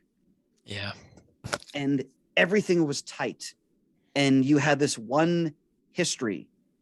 And Claremont, granted, he was legendary for sometimes letting plot threads dangle for quite some time, right. But the continuity and the history, and I'd almost forgotten how lovingly he rendered and maintained and developed the personalities of these characters. Mm-hmm. So you knew them so well, and how he would lovingly capture them in like just regular daily life activities, which only made you come to know and love them even more. this is anyone who hasn't read this, who loves the X-Men, you need to read this story. It's in a sense a sequel to the Dark Phoenix saga, and of course introduces poor Maddie Pryor, one of the most ill-served supporting characters in the history of comics. Yeah. But used so effectively here in her introduction. And of course you got Wolverine in Japan, and it's great X-Men stories. And Storm gets her mohawk. Yes. So, it all works. And then I said, all right, well, you know what else I haven't read in at least 20 years was the Wolverine miniseries by Claremont and Miller, Nice. which was also just re-released in trade. And I remember I was maybe 6th grade, 7th grade, and I got the first trade version of that with the Frank Miller cover with him like in a swarm of ninjas. Mm-hmm. Yep. And I remember getting that. It blew my mind because it's the 80s, ninjas. So, you have all that, which is so much in the pop culture zeitgeist. And I remember taking that to school and like showing it off to my friends. I was that excited by it. So to revisit that story, because it's intimately tied into the From the Ashes X-Men stories. So it's really a companion piece in that sense. But everything great about Wolverine and like the 1980s, like X-Men sensibilities, it's all in this story. Oh yeah. And it's Frank Miller artwork. You realize how much of the movie version of Wolverine was really based on this story particularly. Absolute classic. And I hadn't read it in decades. Enjoyed it just as much as I did, when I was, 12 years old. So that was, again, to revisit vintage X-Men was really, really a delight. Classics for a reason. They never go bad. Yep. What issues is the From the Ashes cover? Is it 168 to 174? Something like that. Or no, I could be wrong about that. Hold on, I'll have it for you. The first story is entitled Professor Xavier is a Jerk. Kitty incensed, but it's 168 to 176. All right, there you go. Okay. So otherwise, I ordered a bunch because all my trades were destroyed in that flood this past September. So I ordered a bunch of beloved Garth Ennis military comics that I'd lost in the flood. And many of them I hadn't read in quite some time to boot. So I picked up his war stories, which originally under DC, then they're now under Avatar. Mm-hmm.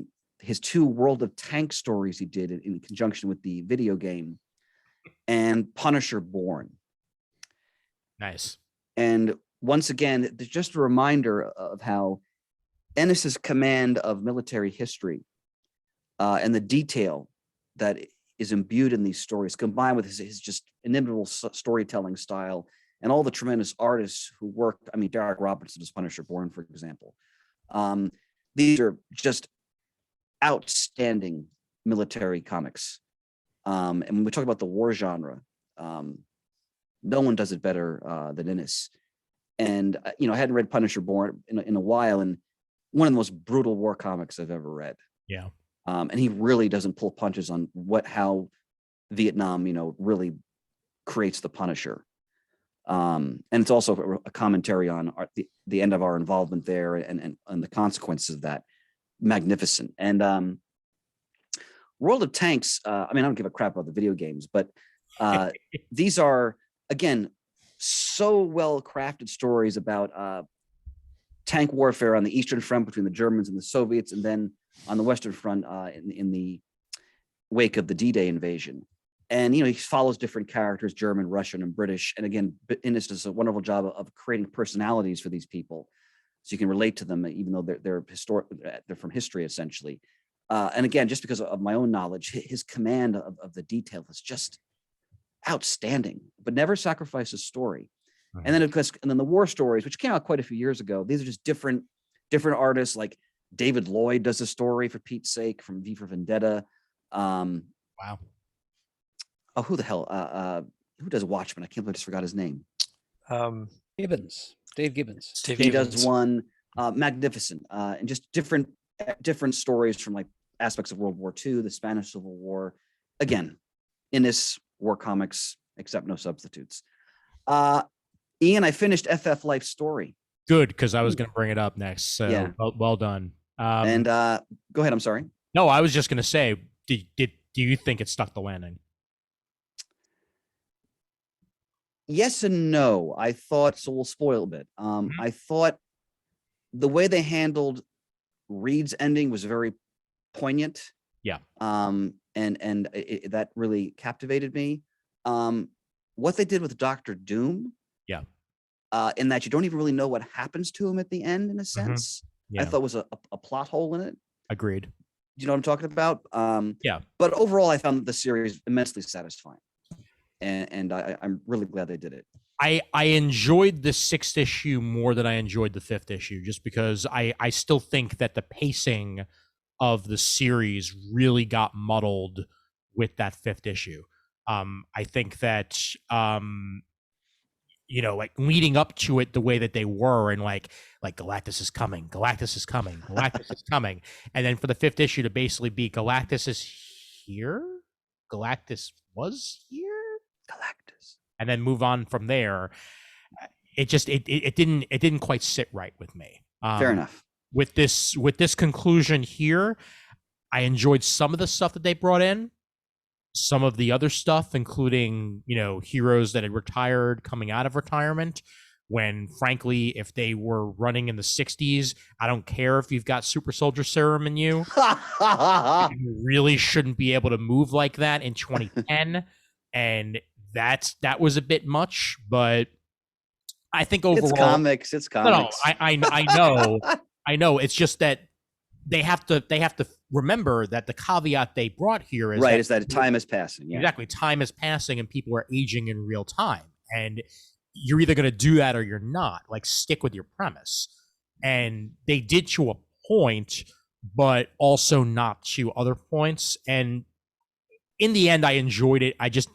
I wish it had stuck the landing as well as Spider-Man Life Story did. Let's put it fair enough. Yep. I think of the two, Spider-Man Life Story is definitely the stronger, but I agree. The series as a whole, definitely. I also read, just to try it, World of Krypton #1. Okay. By Venditti and an artist I've always loved, Michael Avon Oeming. Excellent. So it takes place. It's all about like Jor-El, his house, the House of El, Zod, and the first issue kind of sets up. It's going to be a story of intrigue, of sort of about the politics of like the elite of Krypton, and Jor-El navigating that, and his friendship at the time with Zod. And the first issue was really interesting. I haven't been reading Superman comics in quite some time, but it really touches upon like a lot of those themes that I've always find interesting about the world of Krypton. So definitely interested in continuing with that. The Batman Catwoman Special. I didn't read that yet. So I won't spoil too much, Shane, but so, Tom King, that's enough. And then the late, great John, is it John Paul Leon? Yes. Yeah. Did much of the art on it, which is stunning. All I'll say, Shane, I loved it. It's a Black Label book, and it's all from the perspective of Catwoman. And basically the story in different moments takes you through her entire life, from her being a child and what happened to her then, all the way to her demise as an old woman. Oh, wow. And, just her life involvement in interactions with Bruce, and superb. I mean, when you talk about a great one shot, I found it gripping.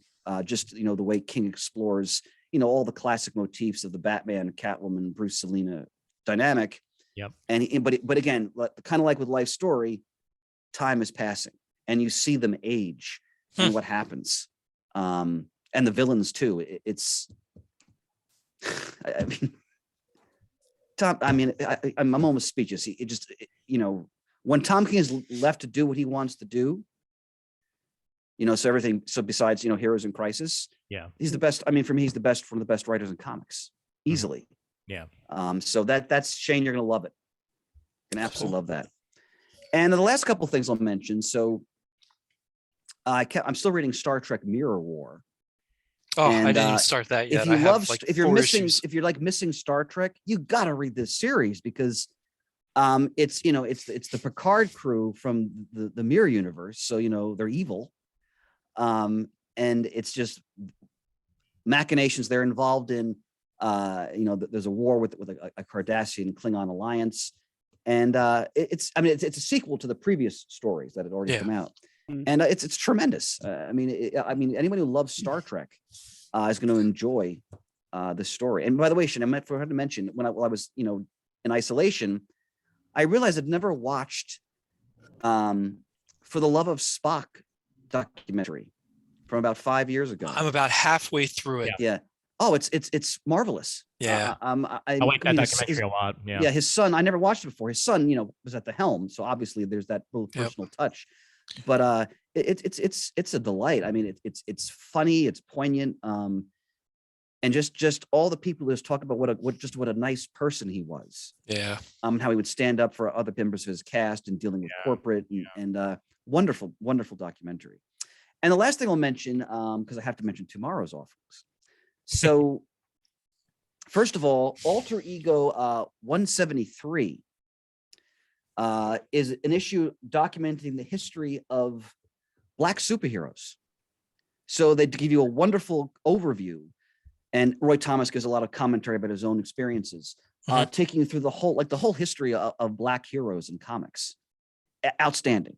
Just once again, Alter Ego, one of the all-time great publications when it comes to capturing the history of the comic book medium. Absolutely. I also picked up from tomorrow's Are Artists at War?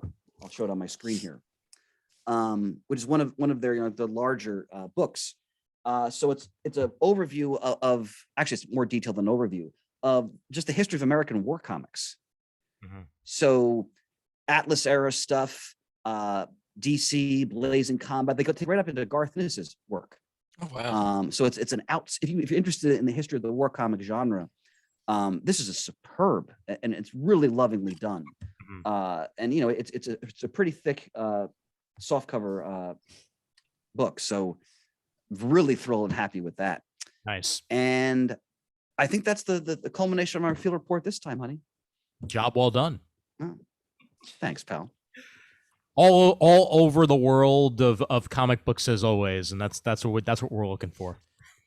I'm excited for the what should be coming soon is the back issue featuring Starman. I think in March or April, something like that soon. So that'll be cool. Yep. Well, I mean that I might have to actually track down that Alter Ego. That sounded pretty interesting. Yeah, it's really well done. Yep. All right. Well, I have a song in my heart, and the only thing that can solve that is harp.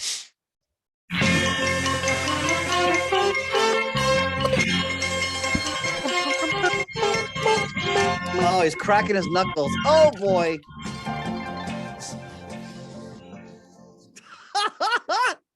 Beautiful as always. Beautiful as always.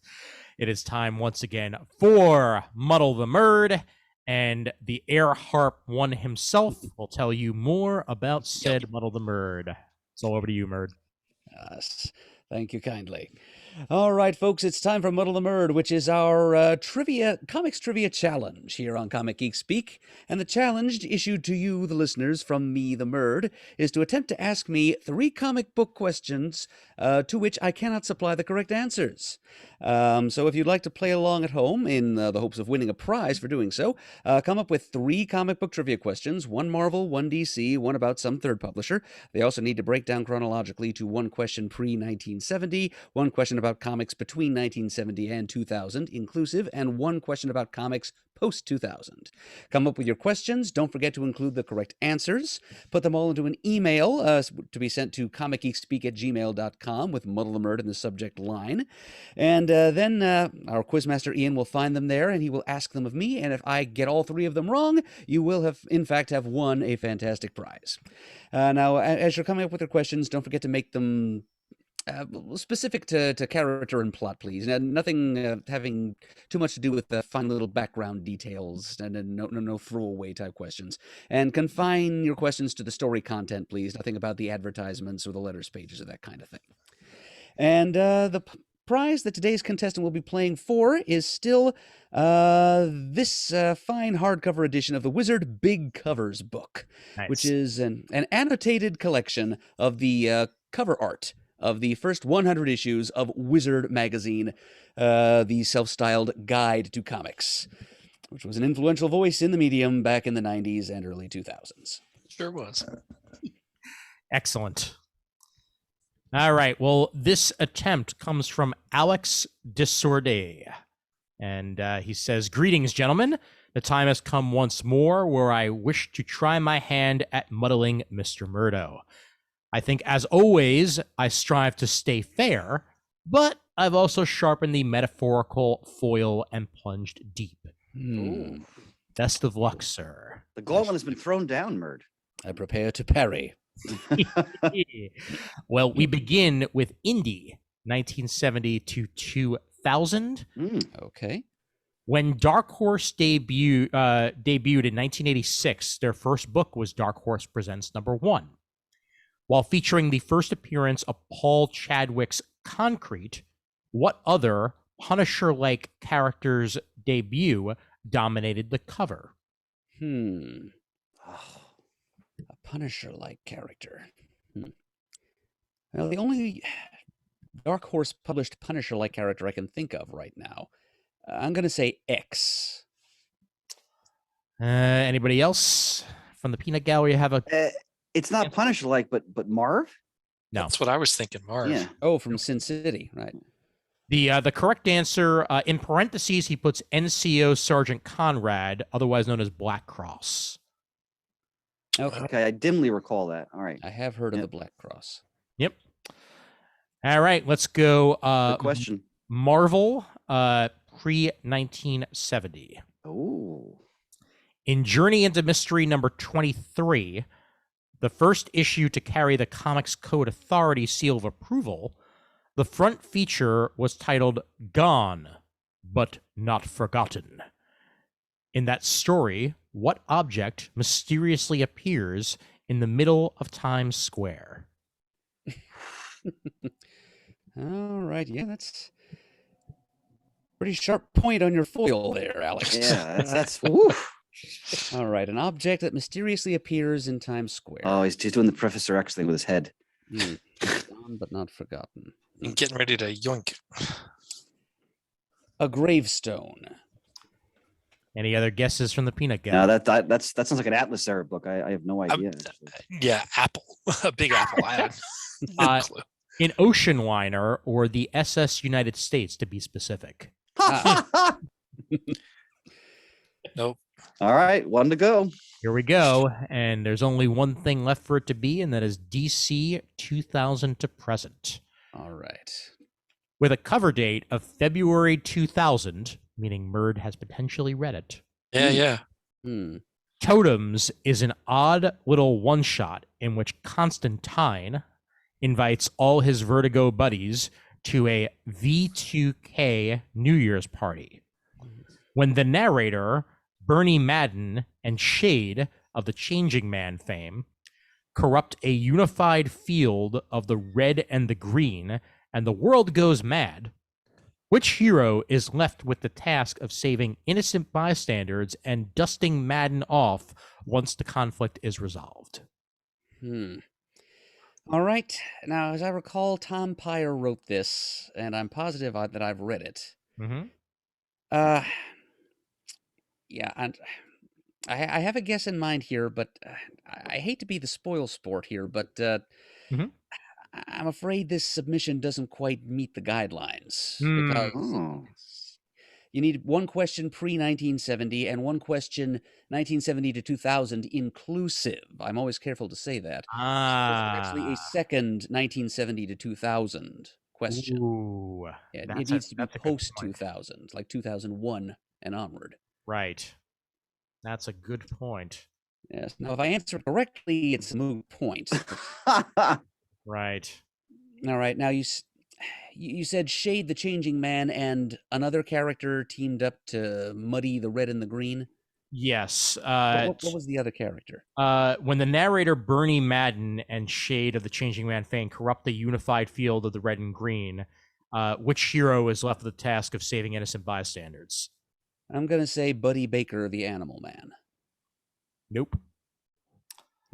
We go with Robot Man Cliff Steele. Oh. Oh. Okay. Yep. So the point is not moot, but Yeah.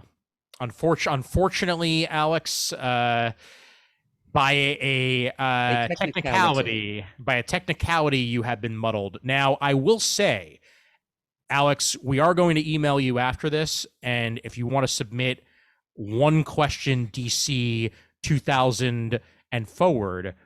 no, 2001. Oh, 2001 and forward. Very good point, Murd. Yes, 2001 and forward. We will continue this muddle forward and see if you can get that third. All right, correct. fair enough. So It's only fair. we're gonna go with a pending muddle here, and I'll go ahead and shoot that email out after this episode is aired. Suspend play here to be continued. Exactly. So two out of three. You're so close. I can taste it, and then we'll see what your next question actually is. So 2 out of 3 ain't bad. Rest in peace, Meatloaf. However, this does meet further proof that we do not read these ahead of time because I had no idea this was coming. Alrighty, well, we tried, and we will continue on the next edition of Comic Talk for this. So that's that. I do want to bring up Peacemaker real quick. I don't know if everybody has watched it. Perfect time for me to bolt then, since I haven't seen it yet. Okay, excellent. So I have to go do my teacher duty. By all means, Chris. Yeah, Mr. Chris. Yep. Others, tonic for the spirit. Indeed, and I'll have a gin and tonic in your name later this week. Take care, my friends. Ciao. Good night. All right. Night, Chris. Have any of you watched all of it yet? No, I've seen only the first episode. Okay. I'm like 3 episodes, I think, left. Okay, number one, was I right or was I right about that opening sequence? The opening sequence is fun and Beautifully completely crazy. It is insane. Yeah, the soundtrack in general. I mean, granted, I've only seen one episode's worth of it, but it's some pretty inspired choices in there. Lots of and that classic hair continues. metal and glam metal. It's just stuff that wishes it were Queen, is how I would summarize it. But it's perfectly suited for the feel of the show. Absolutely, and I'd also say nothing has ever been more James Gunn. Like including Guardians of the Galaxy, including the Suicide Squad, including everything he's done before. This is one of those series that just like encompasses everything that he strives for in a series. Yeah. And he was given the opportunity to actually, stretch it out and not have to worry about telling a whole story within 2.5 hours. He could make it go a whole season. It's not a spoiler to say it's been renewed for season 2 at this point. So there will be more Peacemaker to come. I will say he stuck the landing on this one. Go ahead. Now, here's my only thought with this. Now, it's a fun show, and I'm immensely enjoying it. Sure. And I agree with everything you've said. It is completely James Gunn. Yes. It still doesn't feel like a DC universe that I know. It seems so far outlandish for what you would read. But that's fine. It doesn't have to be. Right. I'm just saying, I'm seeing so many articles and posts about this is the best comic book thing. No, well, it's the best interpretation of comic book characters in a TV show that are fun, but it's not a good interpretation of the comic books. Well, sure. However, I will say watch it all the way through and then come back and see whether or not you actually 100% agree with that. I'd say yes, these are James Gunn's interpretations of these heroes. That is definitely, and it's great. It's great fun. It's hilarious. Yep. And even, I mean, stemming back to when we ourselves reviewed the Suicide Squad, we basically said as much that, that these are not necessarily the characters as they were interpreted in the initial comic books. However, this is James Gunn's vision as such. But it always bothers me reading articles or posts about how people think this is the greatest comic book interpretation ever. And I'm like, well, it's really not. And like, I don't think I would have never, ever thought that this would be the way Vigilante would act. But I love what they're doing with him in the show.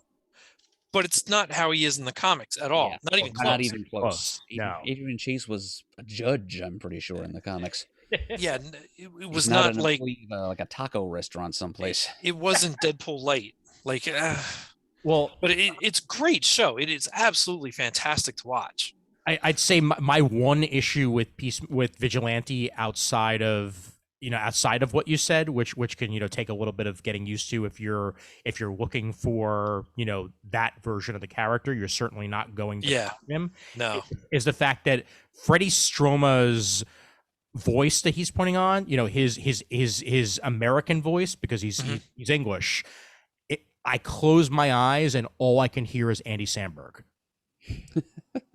Like in delivery, in pitch, in execution, like it is Andy Samberg from Brooklyn Nine-Nine, like specifically that Andy Samberg, and I can't get it out of my head no matter how hard I try.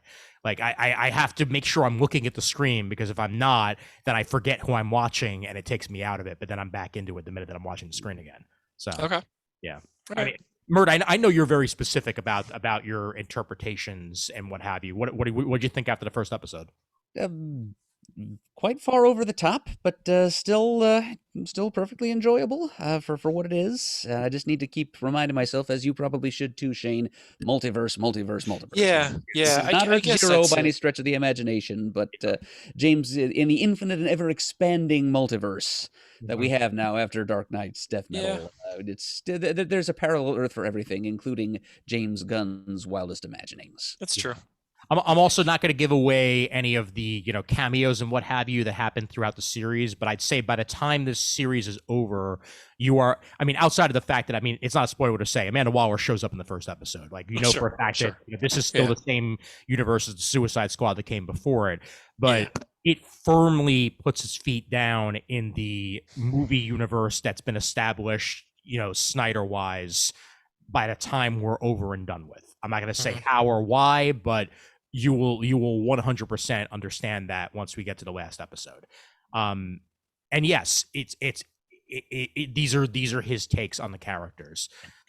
And it's a similar problem that I have with Titans. While I've enjoyed every episode of Titans, it doesn't feel like Titans that I would want to read in a book. Sure. It's great that they're on the show. It just doesn't feel like something I could read if they were written that same way. And that's the difference between this and say Hawkeye, as an example, because like the Hawkeye series that came out on Disney Plus, like that is Hawkeye, like to a T, this just decided to go in its own route, and that's kind of just what I feel like DC has been doing in general of late. I agree with that. I'll agree with that completely. However, probably the next thing that we'll wind up talking and reviewing on this very show here, The Batman.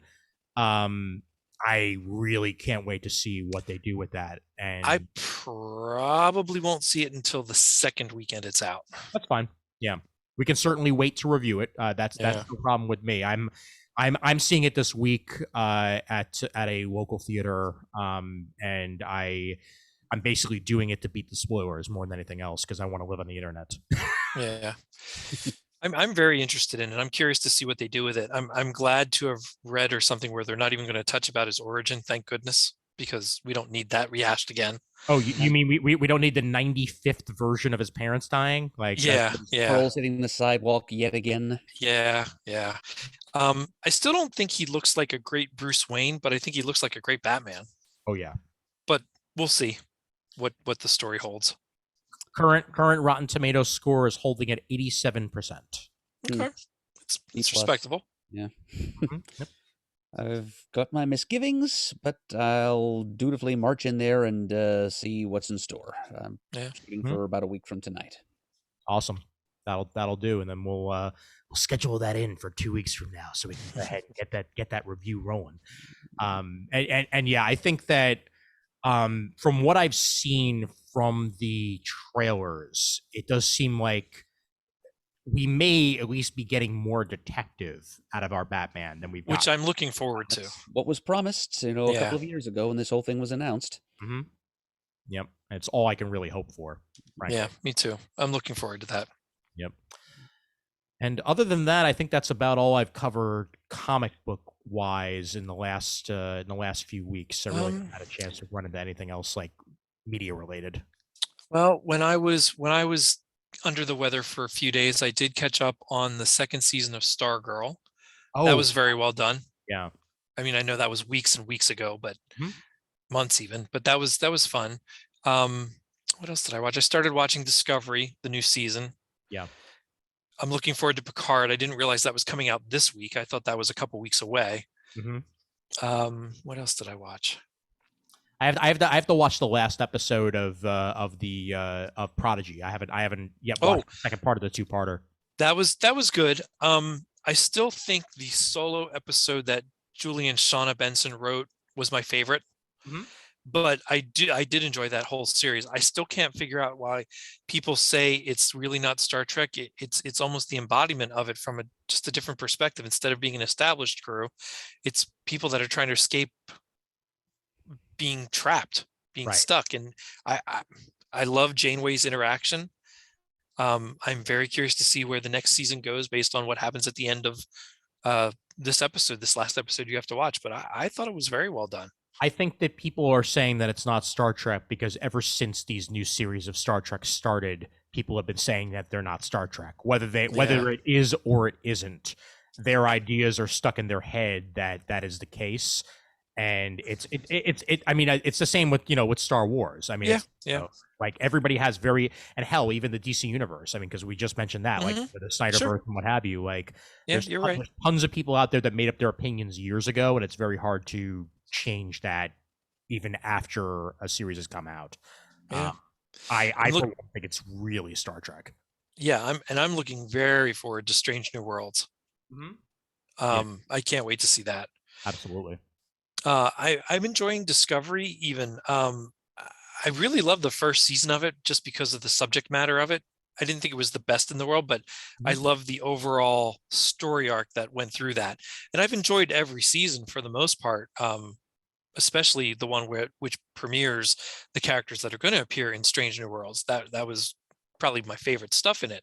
Yeah. But this new one, and I get where you always had Kirk, Spock, and McCoy kind of acting like family, best friends, brothers, and all that. And it was really focused on them, especially once you got to the movies. A lot in the TV show too, but the movies really did that.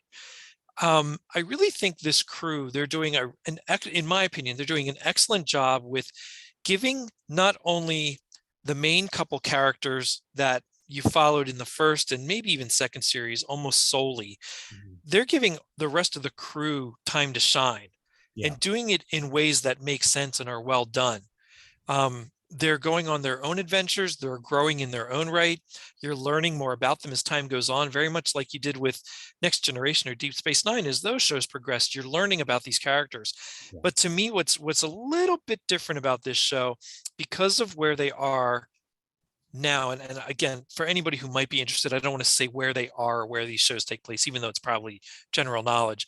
I really think that this crew is such a tight-knit family, more so than almost any other crew. Not to say that it doesn't turn out that way for the Next Generation cast or Deep Space Nine cast, or certainly Voyager's cast. Even the original series, when they go through the movies, they all get there, and they're all a close-knit family. But there's just something about how these characters are being written that just touches my heart a little bit more than what some of the other ones did over time. Again, still love all of them. Deep Space Nine still my favorite, and it will always be.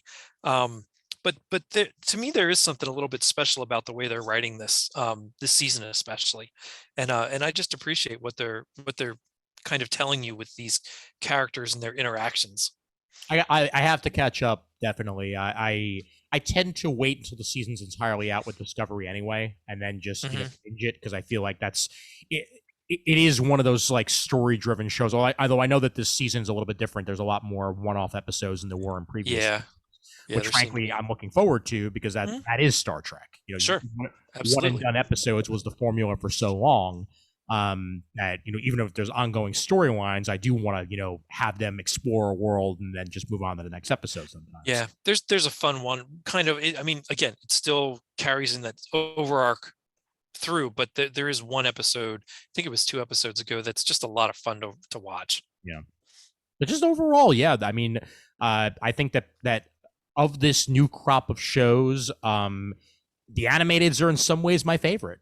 Lower Decks. Oh, Lower Decks is great. Fantastic. Yeah, I was beyond impressed by how much I enjoyed Yeah, Lower Decks. me too. I did not think I would like that one, but that went right to the top. I thought it was just going to be like sight gags and poop jokes, and that is a lot more than that. The same way the Orville turned out to be way more than I wanted it to be. Yeah, I can't wait for that to come back in a few months. So Yep. It's good time to be a fan of space shows. Yeah. Yep. Absolutely. Obi-Wan coming soon.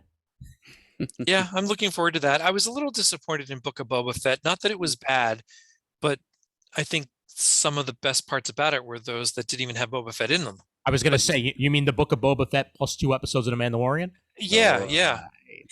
I am a little disappointed in at this moment. At this moment, I'm disappointed in. I don't want to say that. I'm disappointed in something that happened in one of those 2 episodes that I'm just not sure I will like going forward, because I wanted it to be a certain way for all the effort they put into the first 2 seasons of The Mandalorian. Got it. That makes sense. Murd, now that you've got your fancy schmancy streaming TV, have you been watching anything of note? Or I've got my fancy schmancy streaming TV. It's still sitting at my parents' house in the box. Haven't made the call to order Wi-Fi yet. But in the meantime, my folks have got... actually, Matt came through and... we've been struggling to get their old plasma, like high-def HD TV to work with a Roku stick. Couldn't figure it out because it was a 2005 model. It was just a little bit too old to be truly smart. Right. But a little bit too new for the standard hacks that make like the old deep TVs work with Roku to work. Yeah. So Matt came in and he looked at it for a couple of minutes and said, I've got an idea. And he goes out to his car. He comes back wearing a black Santa Claus hat, of course. That's his idiom. Pushing a box containing a brand new smart TV, which he had purchased from my parents as a Christmas present for me. So that's awesome. Cutting the Gordian knot there. So Merry Christmas to my folks. And he just took the thing up. And so now we've been watching streaming things to our heart's content. But it only happens when I'm there because my parents don't quite seem either ambitious or, tech capable enough to, use a second remote to switch over to streaming shows unless I'm there to show them how. But anyway, we've been able to see... we saw the whole Hawkeye show. We've seen the Book of Boba Fett all the way through. My mother is into, and we're watching it with her, The Gilded Age on HBO Max. And I've seen the first episode of Peacemaker, of course. Nice. So we've been streaming a couple of things. And, Cool. Shane, I agree completely. And I state without reservation my agreement that while I enjoyed Boba Fett, the Book of Boba Fett quite a bit for all the, the fanish Return of the Jedi-ness of it all, Yep. I, too, was a little disappointed that apparently the premise of Boba Fett becoming the new sheriff in town was too thin, that they couldn't fill a whole 6 episodes with it. They had to rely heavily on that extended recurring flashback of his time with the Tuskens. And they also was interesting. But I didn't expect it to last as long as it did. Right. It was kind of detracting from the present day stuff that I was hoping to go someplace. And it resulted in a big, action piece in the final episode. So there was that at least. But story-wise, it was lacking. And then, of course, they had to go ahead and devote 2 of those 6 episodes to a completely different show. Which was great. Great episodes. Oh, I enjoyed those episodes very much, too. Yep. But if it's the Book of Boba Fett, I'd like to read 6 chapters of the Book of Boba Fett. Right. Yep. And just let the Mandalorian be the Mandalorian. I still have 5 episodes to go, but I know a lot of what happened because I live on the internet and it's very hard to avoid spoilers. So I know I have a basic idea of what's happening and what I'm expecting, and I'm gonna get to it pretty soon, probably within the next week or 2. I forget. Have we talked to you since you actually watched through Hawkeye, Murd, or was that? No, I went into the cone of seclusion. Yes, you did. Yes, and I'd love to get your initial thoughts on the season. Well, it's been about a month since I finished watching it, so it's gonna be my thoughts are gonna be a little bit stale. Unfortunately, that's fine. But yeah, it's it was Marvel Cinematic Universe fun. I enjoyed the relationship between Kate Bishop and Clint as it blossomed. Just this mentoring relationship. I almost instantly, I enjoyed the MCU's take on Kate Bishop, the Haley Steinfeld Kate Bishop, more than I ever did the one that we saw in the comics, because I thought she was just this stuck-up rich girl barging her way into the Young Avengers despite complete lack of qualifications in the original series by Brian K. Vaughan. I did not like her there. I like this take on the character. And it was fun seeing them going through their paces. The swordsman was just absolutely perfect. Just the mustache and the cheesy accent and the fact that he turned out not to be such a bad guy by the end. It was just it was wonderful. And I really hope to see him go on to other things in the Marvel Cinematic Universe now that his fiance has been jailed and he's kind of at loose ends. I do, however, feel that it's taught us a new appreciation for the Marvel Cinematic Universe version of Hawkeye, but it still doesn't really make me feel like they've captured what made the character great in the comics. Okay. They haven't even really given us much background into. They tell us over and over again that he used to be in S.H.I.E.L.D. and he was just a weapon being pointed at targets. And yeah, okay, great. And he's got a wife, I guess, and some kids back home on the farm. And so I'm glad that they resisted the temptation to, kill them all off again, just to leave Hawkeye as the lone wolf. No, they did right by the Hawkeye family. The kids were there with him in New York. They had personalities. They did stuff. And, of course, his relationship with his wife, played by one of my favorites, and I'm sure one of yours too, Ian, Linda Cardellini. Yes, just freaks and geeks. Hell yeah. And ER, for that matter. She was excellent on ER when she was on it. She was too. It's I don't know that I ever saw her on ER. I first saw her as Velma. Oh, there you go. Mm-hmm. Yep, that came in somewhere in between. Yeah, Freaks and Geeks takes us back to the year 2000. Scooby-Doo movies came shortly after that, and then ER a little bit after that, I believe. Mm-hmm. I loved her chemistry with Goran Visnich or whatever the actor's name was. And those were the John Stamos years of ER as well. Okay. Yes, when he showed up as an EMT on an ambulance, and next thing you know, he's a doctor in the emergency room, because the promotional chain happens that way in hospitals all the time. Sure, absolutely. Right. Likely story. But anyway, it was nice to know that she was not just some random wifey woman, which she has said herself. She's getting a little tired of playing that kind of part. She welcomes any role that allows her to be something more than just somebody's wife. And we learn she's an ex-S.H.I.E.L.D. agent, Agent 19 no less. So, and I heard I went back and listened to your remarks on the episode where you reviewed Hawkeye after I had actually seen it for myself. And I too am hoping that Agents of S.H.I.E.L.D. is still strictly canon. I mean, even though it means that Hawkeye's not married to Mockingbird into Bobby Morse in this iteration. At least he is married to somebody who is Agent 19. Yeah. And I do wish, though, that we had gotten more of we get plenty of flashbacks and backstory for Kate Bishop. We get some for Maya Lopez. We even get one for Yelena Belova, explaining how she came back from the blip and all that. Other than a couple of quick little blurry visions of Hawkeye's time as Ronin, we don't get any flashbacks to his time before the Avengers. Yeah. Before his time in S.H.I.E.L.D. We don't see his childhood. Maybe he and his brother ran away to join the circus the way it happened in the Marvel Comics universe. Just something like that. It's just he finally gets his own project, and it's not even his own project, because he has to share screen time with another Hawkeye and also Echo and a bunch of other characters too. Yeah. And the Kingpin was a great surprise, but the way he was portrayed was a little off-putting. Like the fact that he actually showed up in person on the night of the big raid, it was very, Leon Romita Sr. of him to do that. Actually go accompany his flunkies to the scene of the crime. Yeah. We had a little bit of an issue with that ourselves, if I remember our comments correctly. So yeah. And you mentioned his power levels were a little bit in flux, and I agree with that too. Yep. Yeah, I'm hoping that eventually, if things build up to a secret invasion type story, we'll learn that was just a Skrull. The possibility. I mean, it's possible. I think they're filming Secret Invasion now, if I remember correctly. So we'll be getting that sooner than later. Yeah. And I knew that they were kind of moving in that direction. I didn't know that it was going to happen quite so soon. Is that going to be the next Avengers movie, do you think? Not the next Avengers I movie. think it's a TV show. Yeah. Oh, it's a TV show. Yeah, Yeah. it's a Disney Plus miniseries. I know. I think it's coming next year, if I remember the slate correctly. Because we've got Moon Knight coming out at the end of this month, and then and then She-Hulk and Ms. Marvel, I think, finish out this year, miniseries wise. So, yep. Oh, and if you're a fan of Linda Cardellini and you ever get access to Netflix, Dead to Me, she's excellent in that. Oh, well, you know what? I watched. I was over at my folks' house and we watched The Founder about Ray Kroc of McDonald's. That was a great movie. Yeah. Yep, That is a good too. movie. Yep. That's a good movie. Yeah, Keaton does a great job in that. Yeah, he does. He really makes you despise him, doesn't he? Yeah, he does.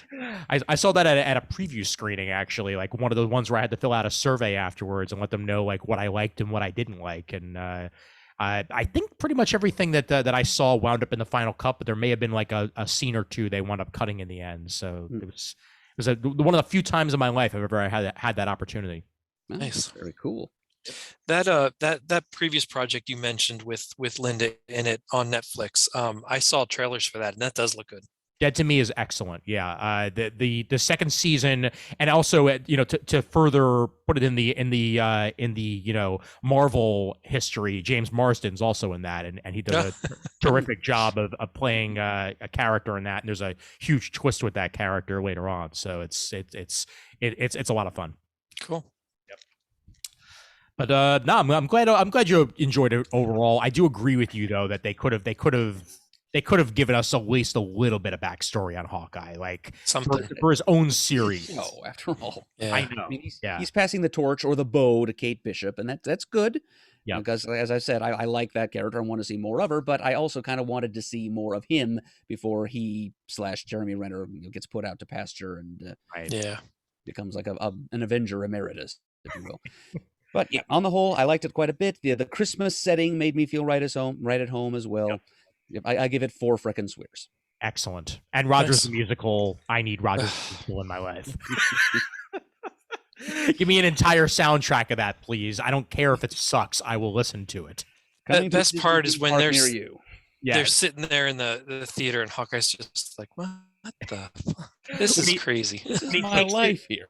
Yeah, when he takes his earpiece out, that was what made it for me. It's like I don't even want to hear it. Like no. Yeah. Yep. Yeah, that resonated with me too because my father has hearing disabilities, and he just got a hearing aid within the past month or two, and already showing signs of doing exactly what Hawkeye did in that situation. Nicely done. Nicely done. One other thing I want to touch on, just because it hit me in the head just now. I know Adam will appreciate it. I think you would too, Ian.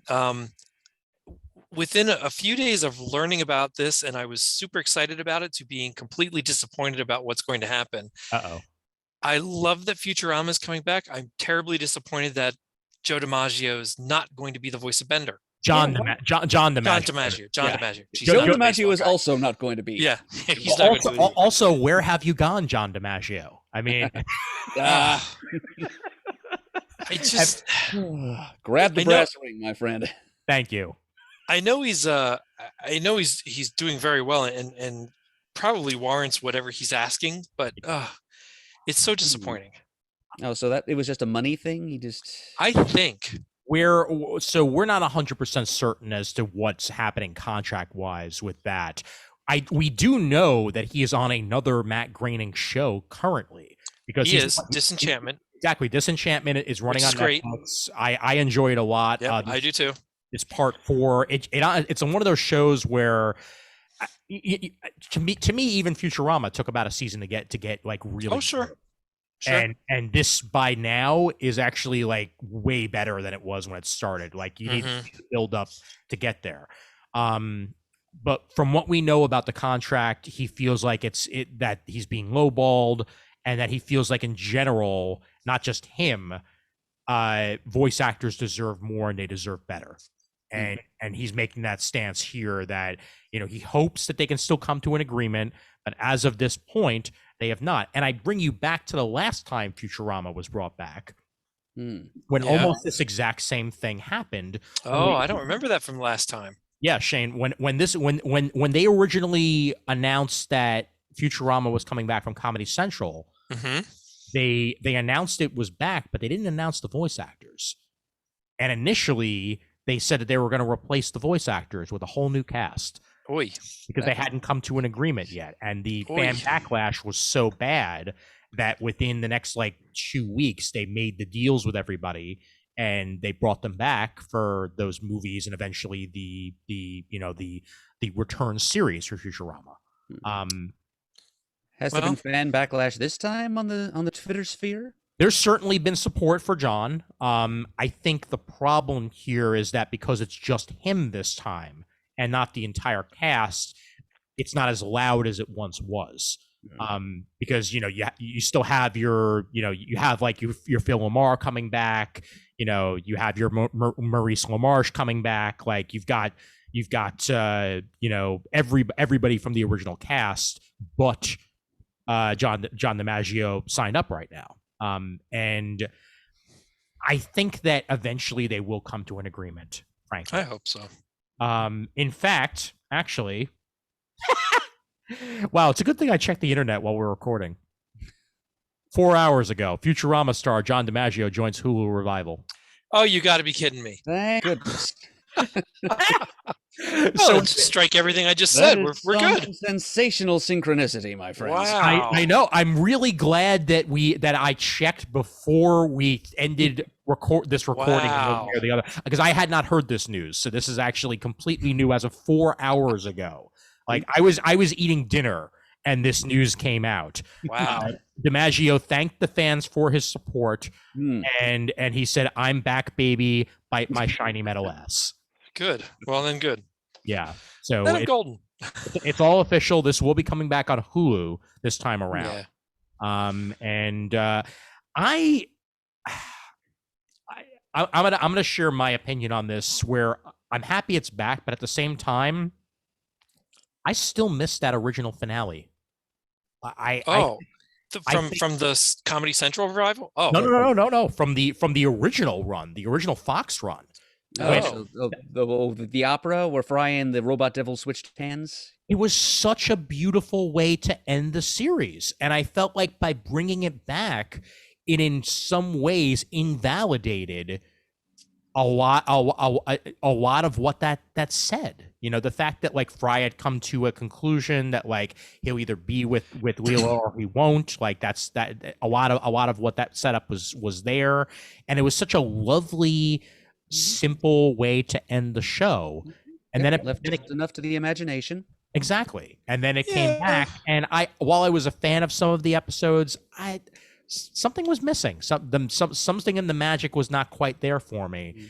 And I hope it's more there this time around on the Hulu run, Well, I even think the last finale that happened was a great way to end the show. I'm actually surprised they are bringing it back, because that to me was so sweet of a way to end that show. Was that the one with the universe resetting itself over and over again, or was that just an episode? That was just an episode, which that's one of my favorite episodes, where they're traveling through time, just going over and over and around and around. Yeah, I love that episode. A version of Zagran Evans is in the year 2525 plays. Yeah. Yes, that's a favorite of mine too. But we're talking about the meanwhile episode where they get caught in a time loop and all of time is frozen around the world, and they live out their entire lives together in between seconds. Walking around the entire world, looking at all the time frozen people, and then so they have a whole lifetime together, and then the professor fixes everything, and they have a chance to start all over again. And they do, and go through everything again. And now we see it. Yeah, I guess. Grandiose metaphor for being stuck in reruns, basically. Yeah. Essentially, yeah. Yeah, very true. Yeah, I'm not saying I'm not going to watch this. It's just because I certainly will. It's just part of me just it's now become a bit more of the norm for shows to come back. And when the magic was there the way it was, I even worry about King of the Hill. There's news of King of the Hill potentially coming back. Oh my. And if it does, obviously, they're not going to have one of its main stars as she passed years ago. Right, Brittany Murphy. And if they do bring it back, they're saying that there will be a time jump, possibly Bobby as an adult, and then them dealing with the grandkid or what have you. That I'd rather see more than them just picking up where they left off, because that's the type of show where time passing makes sense more than anything else. But who knows?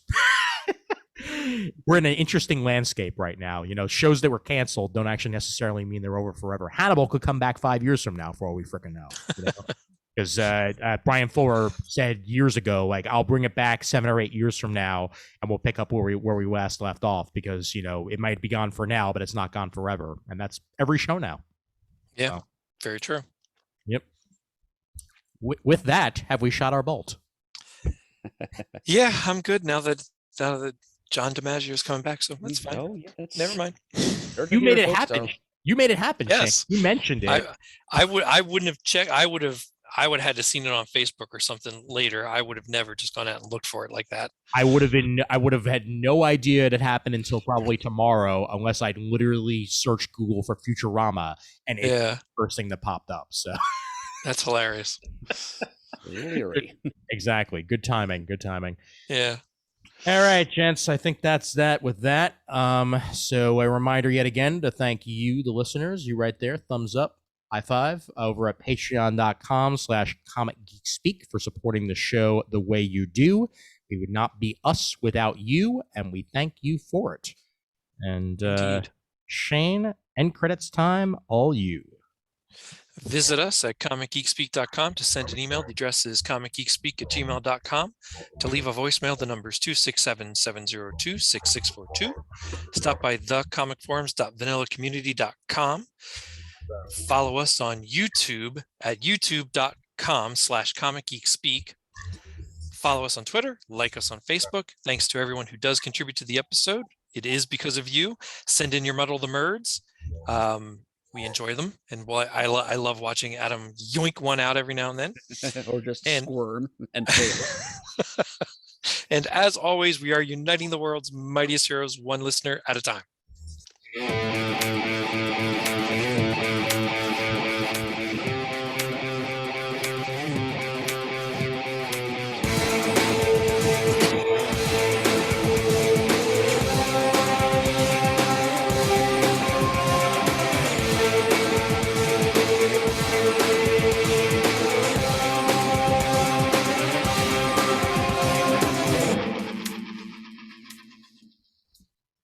Yoink.